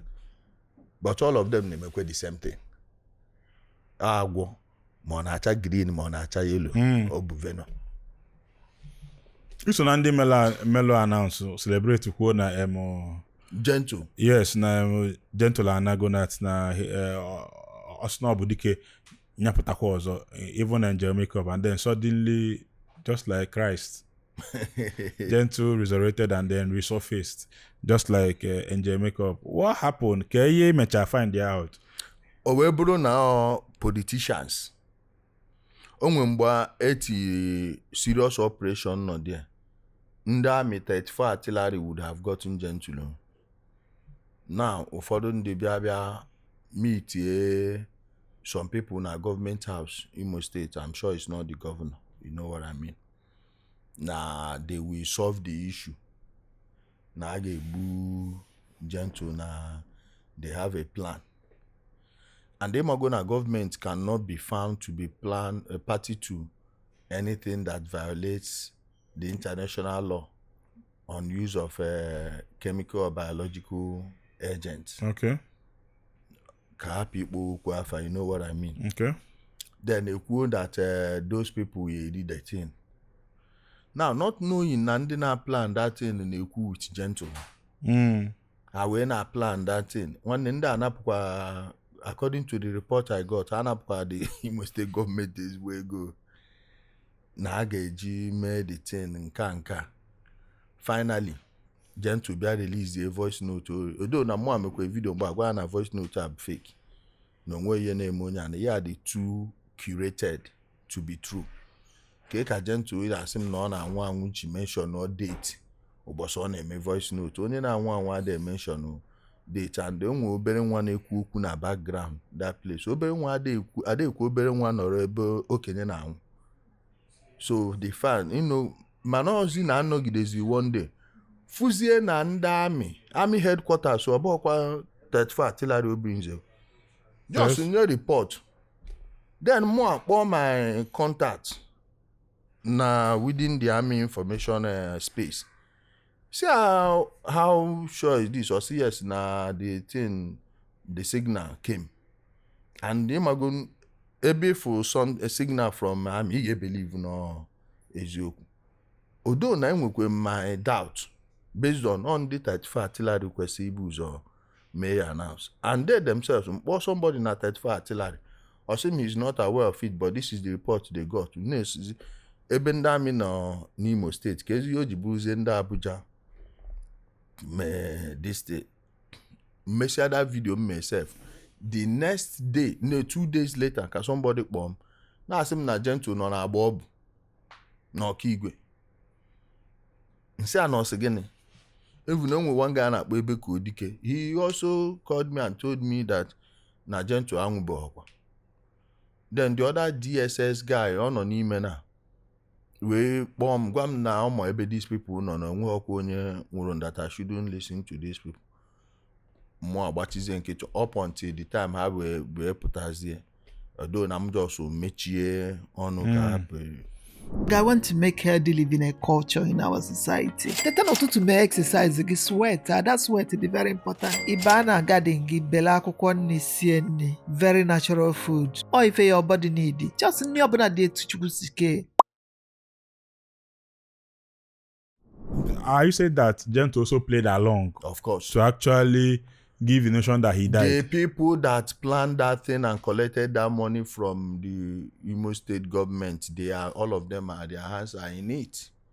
Then I later started getting information that Gentle works with their local government chairwoman. Yes. And I want to believe it because when I started talking about Gentle again, some people wrote to me and said that I should leave them in Okigwe. That is their thing, that they want to solve it the way they want to do it, that they want peace. So peace dear. If you people from Okigwe want to leave Gentle, how about the people who killed their family members? Even the army couple. So what do you want them to do? They should just forget the whole thing, and because you people and Gentle have made peace. Then I began to realize how deep the conspiracy was, and I was determined to know how far and who were involved. So after all the investigation, I realized that even, they were even saying that the Imo State governor gave Gentle amnesty. That's a lie. That's falsehood. Nothing could be further than the truth. They did not give him any amnesty. It is those people. And that nonsense they did then was what abridged that operation that would have taken him out. Because he wouldn't have escaped then. But I guarantee you very soon, he will receive it. Oh, no, Bodokita. Yes. Oh, no, Okigwe there. This is Okigwe. Really? Yes. Man, I don't think that Nigerian army has ever even come out to acknowledge that he's alive after this one. No, they don't need to acknowledge that he's alive. But because I started seeing some people saying whether it's AI, whether AI. Why is the leaf around him not moving? How is this? For that, so that I think he's reporting from Southern Cameroon. No, be only Southern Cameroon. Gentle, Egwama Gentle, see outside of Okigwe Apo. The only place I know this borrowed time the only place I know but that Okigwe. Borrowed time, right? Yes. He's living on borrowed time and he knows it. What did that guy do? Gentle. Yes. What didn't he do? Onye Kabu Mwado, all those who are commanders, even Butuzo is not as bloody as Gentle. Not even Zuma. You know how many of those their boys, foot soldiers, or Babu, personally? You know how many of their few soldiers? Obabu. The guy called the evil on a mebo. Or he bombarded Nando or many. Only one guy OGG 3 months to serve. That guy was an evil guy and OC from his family. In this nonsense. Only many families na bear. Full family like this. Only the other guy so now achieve with the security in their place. So they every single person except that guy's brother and one other person. In a new story from Okigwe, they will tell you, and many of their political leaders, their hands are in it. Can you imagine their senator peace talk that they came to with Obo Gentle Ndibe to discuss peace talk with Gentle Norway? Can you imagine? What's the role of the government here near Megase? Because I see you thanking Soludo the other time, and then you are asking him to question some people and everything. What's the role of the government in Nine Megasin and ENM now, and how they are trying to help the security? Get the role of the government. The problem is that many of our governors are slaves to the people around them without knowing. Because they are not giving them the right information. Like I said, some people actually at this thing end there because some of them or just on security issues ka ha ji enweta attention governor, of which the security issue they solve, they have nothing else to offer to the governor. So on the name amụ like this, a na-afụ ya isi side a na-agba mmiri na-afụnyekwe dị ọkụ here. And I'm sure na ndị amị anụ a si Onitsha, that Onitsha cantonment, any deep many people did any this switch here. Abi? Yes, I'm sure. I'm convinced many of them are compromised. Because how could you say Oga na chunda no sui tokwa? The place and may escape between two army FOBs. And people from Osumo who have been telling me, Osumo, Iseke, Lilu, they've been telling me, Nandami and Afu, these boys can hang. The Semedi is a for Hana Ebu Madu, Neben Dami on a Semedi is neighbors in the Madu top of him. So what's going on? The governor the two governors, Ima and Anambra, they need a serious two states meeting that would, they will have to streamline their programs. If these people can function effectively across two states, why can't the two governors? Anambra State were very good bulldozers, especially the protected ones. But Imo State military the better than the operation. So even this accident happened 2 days ago wouldn't have happened about Imo State. That's it. Like our own, we've not recorded a single casualty. We've not lost a single soul. Wow. So you need the coordination between both states. And I'm side and I'm side that cage them. Me had how difficult. Although difficulty, and or just that I'm all or what? If not, but boy say I no go out. Okay. So my friends alone. Ka na agwa ndị ba jeru ma abụghị ozi. Ọ ka mma na iji aka gị mee ya. Because onye amị na-eji, many of them were their families, so they are thinking about them. And ọrụ mmadụ na-arụ dị iche na ọrụ mmadụ na-arụrụ onwe ya. So I kwesịrị ịma ka esi mee empower so many guys from many communities, especially Aburu indigenes, because they know all their, like Ibian or Sumo, and everybody knows that it's Kalistu Socha. In Asia is Alowere. And these are the people Ham of Man. And they are indigenous of that town. Yes. So these people, if you arm them, we don't want proliferation of arms. One proliferation of arms are the go but not the go. Yes. So you need to make equation not in the hands of good people. Most of all these guys, if we just economic robbers, they are not ideologically driven. That's why halfway we have food. I can type now. No one of my putana room at Johnson Cherem. Anybody put because of him. Manabro people they are ideologically driven. If you are baby soon you can't why. Manande mananda bunde. So why do you need a pet? I'm go somebody like Allen Onyema put on a call. Nah, amnesty. How do you do amnesty without disarmament? You cannot be na how in the barono madoko destroy our property in the muddy. Can me porn on this type of rubbish. Allen said that. Yes. Ask anybody from you, even when the video on nobody should talk to them about this. What? Nderurana nina. Kime perono na asigeni. Why?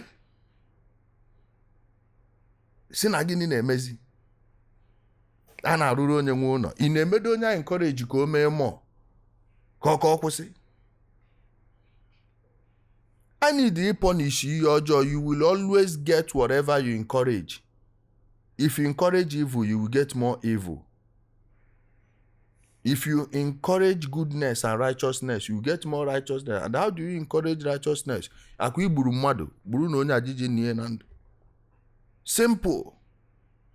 Many of these people, when they ga hang. Semo for semo. Yes. Gare for gare.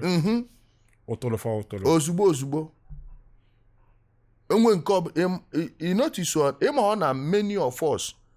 Obu na obuho ka anyị na-afụ ife na-eme ndị ori data mgbe anyị na-eto, even at least mgbe anyị ka pempe anyị na-anụ mgbe a na-eji agbagbu ndị ori na this thing. Many of us aka abụ armed robbers. You were discouraged. Yes, now. You need to encourage people to do good, and that encouragement will come in form of punishing any evil person made your job. Man, in on a situation aka na-ekwu ka unu a ga-arụrụ onye gbara unu mmadụ ọkụ gburu mmadụ abịa na-asị gị ma na Nigeria marginalize onye nke gburu egbu onye nwa bụ Nigeria mere gị ihe ọjọọ nwa. Ịma na aka na-ekwu okwu ụlọ ndị big men agbara ọkụ, ị ga-afụcha som ụlọ o doro gị na this family na onwe ha ihe didie. Ụmụ ụlọ anụ ha na-eji I shape or L shape arụ, mana ndị nwe ya agbafugo. Ị na-asị na onye nwekwa ihe a na-ama na-eji life ya before this thing eme. Ka ebe ọ dị gị ka onye ọ nọ now. Even na his own village ọ rụtagwu ezigbo ụlọ, ọkịta ọ gbara ọsọ ka ọ ga-enweta ezigbo ụlọ. Ama m ebe our feelings as human beings na you don't like nke aka kacha agba m anya mmiri, you know, ifu na this person is managing his life before this. Onye o mere unu gịnị? Ki onye ame, like what is this person saying? Na Nnamdi Kanu decide to be a criminal. Na-achụ. Anyway, ka na go down. Dalo. Ijele, care the current situation on ground. Maka na a lot of news. I know that's na ndị lilu na jebocha ndị osmowa na ndị seka na that their life has returned. Mana some persons that have encountered some of these times na that nothing has returned. Ne, if women at December. That in if women at December, most of whom went back to their places. And some of the politicians and other people, because of politicians, some businessmen. Only an ibe nenu kam nyegi one story. Ejem na Amsterdam 2023 September. Enwe ebe a nọ n'Ogiri restaurant. Enwe some guys ụmụazị na nka ka hapụ ịkpọ afọ onye nke ọzọ to avoid the ọ na-akọrọ m akọ. Without me knowing anything on just say ka ife o ji abụ afọ unu nata n'obodo. Onye nọ na Nigeria nọ n'ime ọfịa ma na afịa gị nata kpọọ gị sị gị na ihe weta ego. Onare ha sị na biko na meji n'wayo eji n'ike ekwu ya na enwa sef ka kwupụ 5 million. Gosi gị na ndị a na ha nọ n'obodo a na akpọsọ ọbụghọsọ politician ọ ma ndị gị na ha nọcha n'obodo oyibo ị na-anata agwa ndị echebiri gị. So many of them nata n'ụlọ, and some of them enyego ụmụazị ego Christmas ka onye ọbụla pipe ọlụ ọ ya bụ ihe niile efu ume na December. The real clean up bụ nke a na-eme na. Now the problem bụ how long are we going to sustain it? Many of them agbago ọsọ, and the most vital thing when you are fighting an armed gang bụ iji knife operational base. Ọ dịghị izi na-ebugharị egbe up and down. Boss na onye ahụ enweghị base ọ ya dị izi inwudo. So etu anụ all these camps niile we now kind of clear the first stage of the operation. Ndị nke gbara ọsọ will be on the run. So if we go now with police action, they will be easily picked up like snails. So the next line is to hold every single camp cleared. So to I know all those camps, I believe before Easter, many people there will start coming back. Or you can add to many people. If you are from also older, we are about cleaning the rest of it today or tomorrow. But if you are from older and all these places, you can walk into your place now. Just be mindful of IEDs. Yes, that's the biggest threat. mindful of IEDs. Once the bulldozers are able to go around the whole community to make sure there is no unexploded IED, littering aftermath of the whatever. So just like after the war was, some bombs were just exploding and killing people. So that's where we are now. So long the two governors would keep the tempo and make sure that the money, especially Anambra, that the money they are giving to these people are getting to the fighters. Right? Yes. The front men. Yes, because they are the ones that are putting their lives on the line. So this mega pay they are supposed to receive, many of them don't receive them. They've complained to me. And if need be, let them clear some of all these people. It's like they never know where to each kind of army work where they can't do. Carry them, go not to bring those people where they not come here. They will be very happy to even work here. Then they go too comfortable. Weather, the kuma. Ihe niile dị easy ebe a. Onye chọrọ isa anwere agara ha ọnụ. Weather, mangoes, mkpụrụ osisi nke ana Igbo na-atụ iche. Oburu ibu taste ya na-adị iche. So ịmago ịnọ na ana Igbo too much. Enwere the type of laziness and relaxation. Ọ na-enye gị. So enweghị onye ọbụla chọzi na-eme soft life, even onye amị. Ịfụcha moto ndị nke Anambra abịa. Although this week they've tried though, but before ịfụcha moto ha na-ama. Emuke. So Maadum Kandi Kanu had to go too used to the weather here. I chip over butting new people. And every community urban I recover. I need the most anti-ESN element there. Name easy. And the governor needs to profile every single PG. Yes. Orumba North and South. Ekusigo. Some Ihiala. All these places I just mentioned now, they need to profile every single PG and CSO there. Yes. Right? Yes. That's where the problem is. If you can solve these things, you will reduce this to the barest minimum. Because all these people you are mentioning, there are people eyeballing them right now to Amonagi not here. But if they are not the right people, nothing will happen. And nothing will fundamentally change.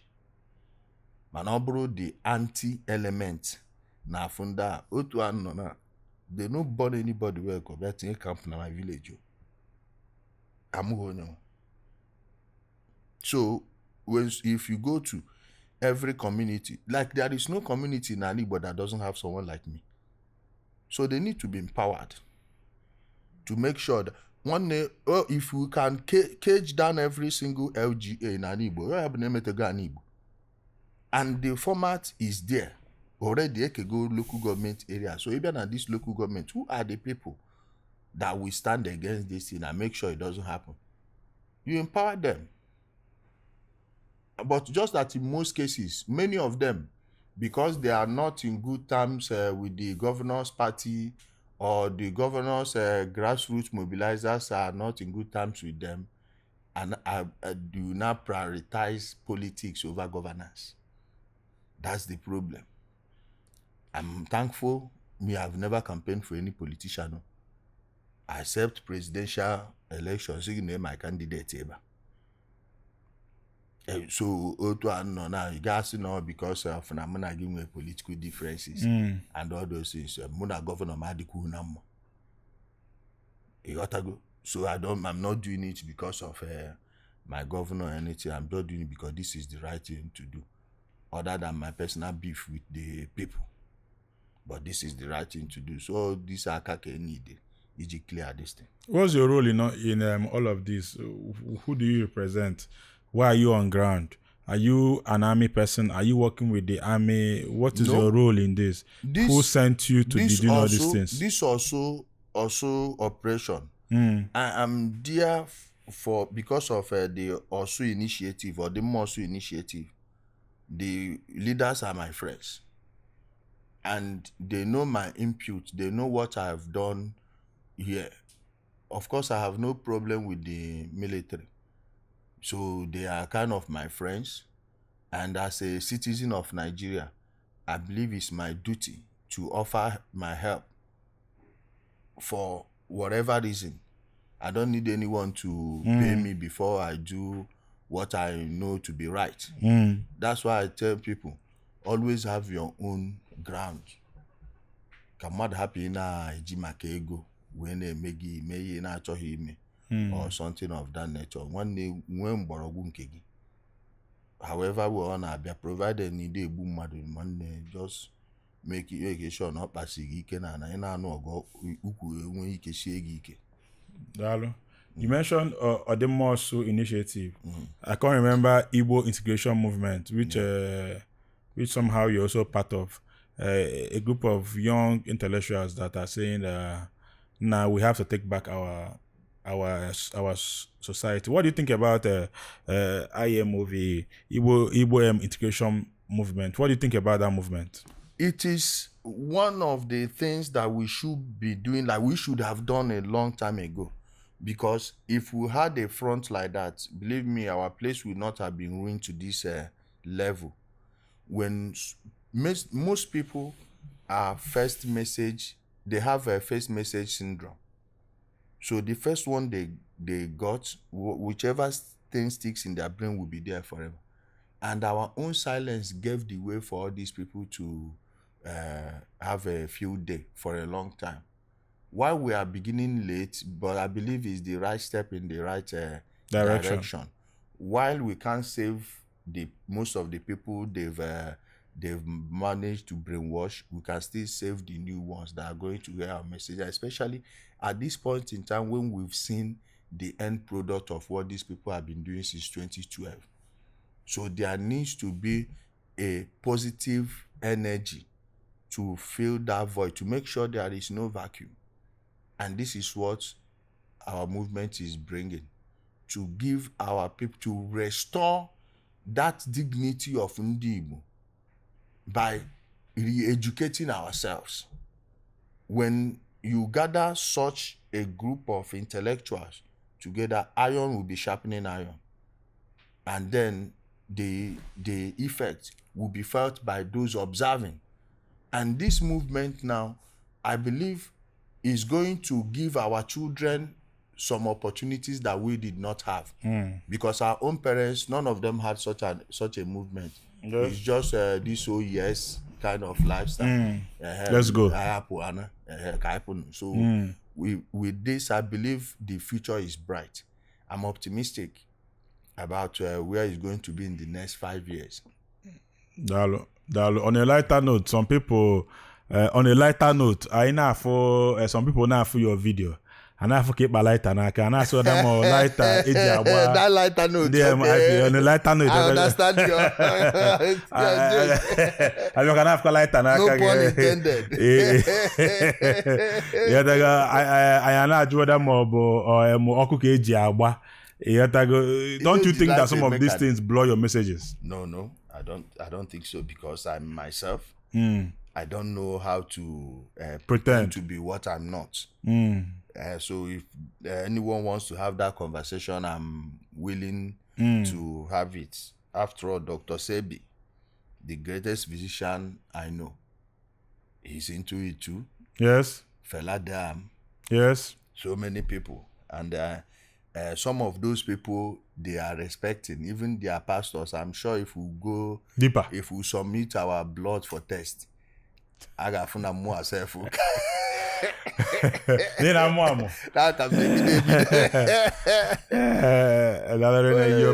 doing a very wonderful job. You're doing a very noble cause. You're in a take risk. Sometimes in a video, I know Ghana Kwambo. Or they call war games and everything. Ijele, I not take your time now, Gbam. We come we hear I na drug choke batwaka. More than any ekene. More shout out. More than we go here, which we re-emphasize here on. It's just like a final remark, so that inalu ise no Gbam ke bia that na inyo ihe niile ibu n'afọ. So please take your time and go ahead. Even then we use it add. Go ahead. Onwe ihe ọzọ na add na abụghị ụmụnne m ndị Igbo. Ihe na ayọ unu biko. Enwe ihe mmadụ gwa gị na ọ dị ise gugodi ọnụ. ka ịdịkwa sure na ọ dị ise a na eziokwu. One of the things eji agwu mmadụ 419 bụ mmadụ iji similarity bias a confuse gị. Ịda na ọ na-asụ your language, ọ na-akwado na-eke ekike ka unu. Enwere ihe menu Alexander of Macedonia, so ndị na-akpọ Alexander the Great. He was a great general anyway. Mgbe o je Persia, mgbe ọ conquer Persia, the Persian philosophers and other leaders no there bụ ndị ga-akpọnwụ chiefs today. Ọ ma na a na-ewere iwe ihe o mere bụ kwadozi as a Persian king wepụta oge ya.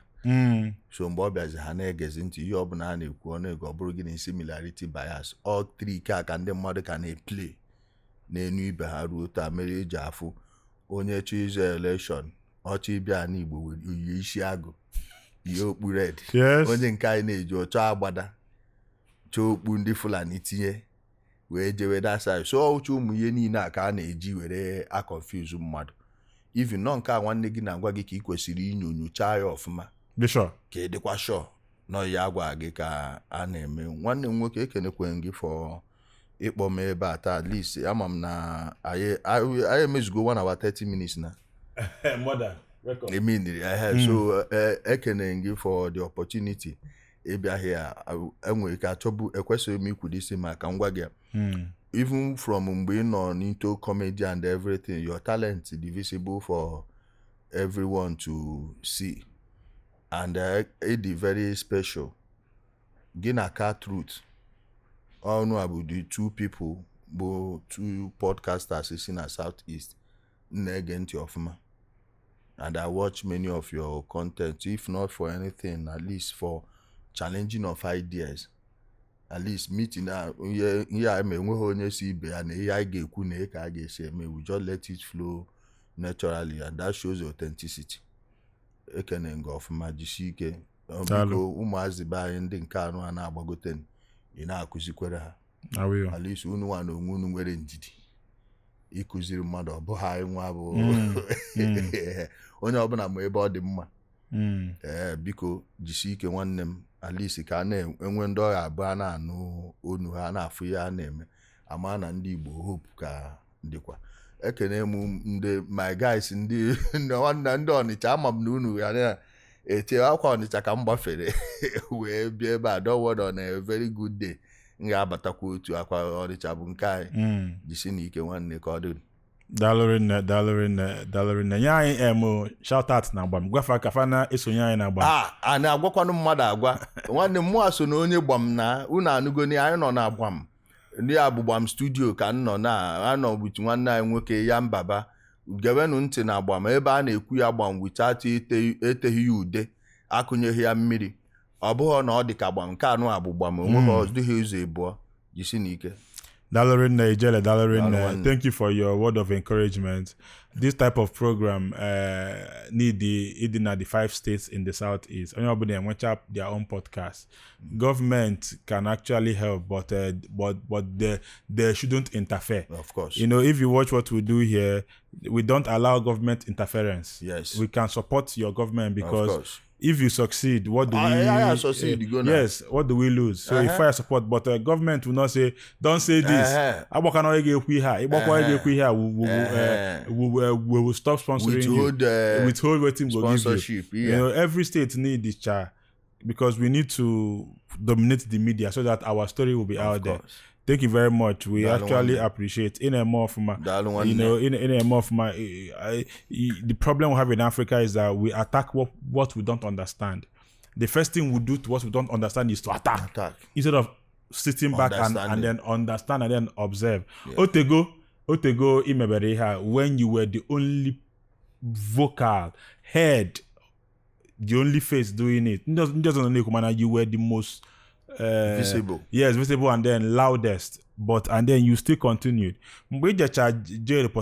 Some of us were like, okay, because I for your photo essay more than on a law court that somehow you were looking as if you actually defeated, you know, and when your photo trend they must have doctored it. And everything. You were looking so they like must have doctored it. Just as a mother, because mother no longer the ochiko no win. I would have even bomb name. So I said the photo post to, and then some of us when you came back, or they kwaka ajoso boy kwage fuel. And people were like, "Oronya bi hejecha ngakita we potakwa." And then you are still firing on. Yes, you're still firing on. Dalorine. Keep doing what you're doing. I gana abaga januhu. Onya sekwa na mkenya mama kakwa. We are open for debate, interaction. You cannot allow me not to question what you are doing. That's why you see me sometimes. I'm tired of going to church because I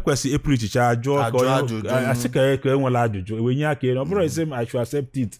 I should just swallow it. Who can think? Where's their brain? So that really we appreciate, that and then we hope to do this some other time because we appreciate.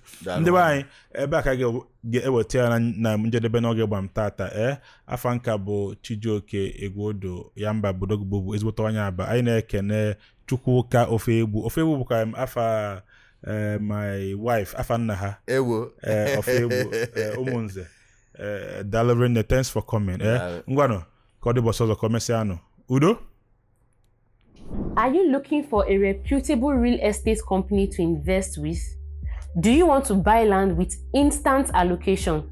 Are you tired of going to court over land disputes? Come to Pine Leaf Estate and Properties Limited.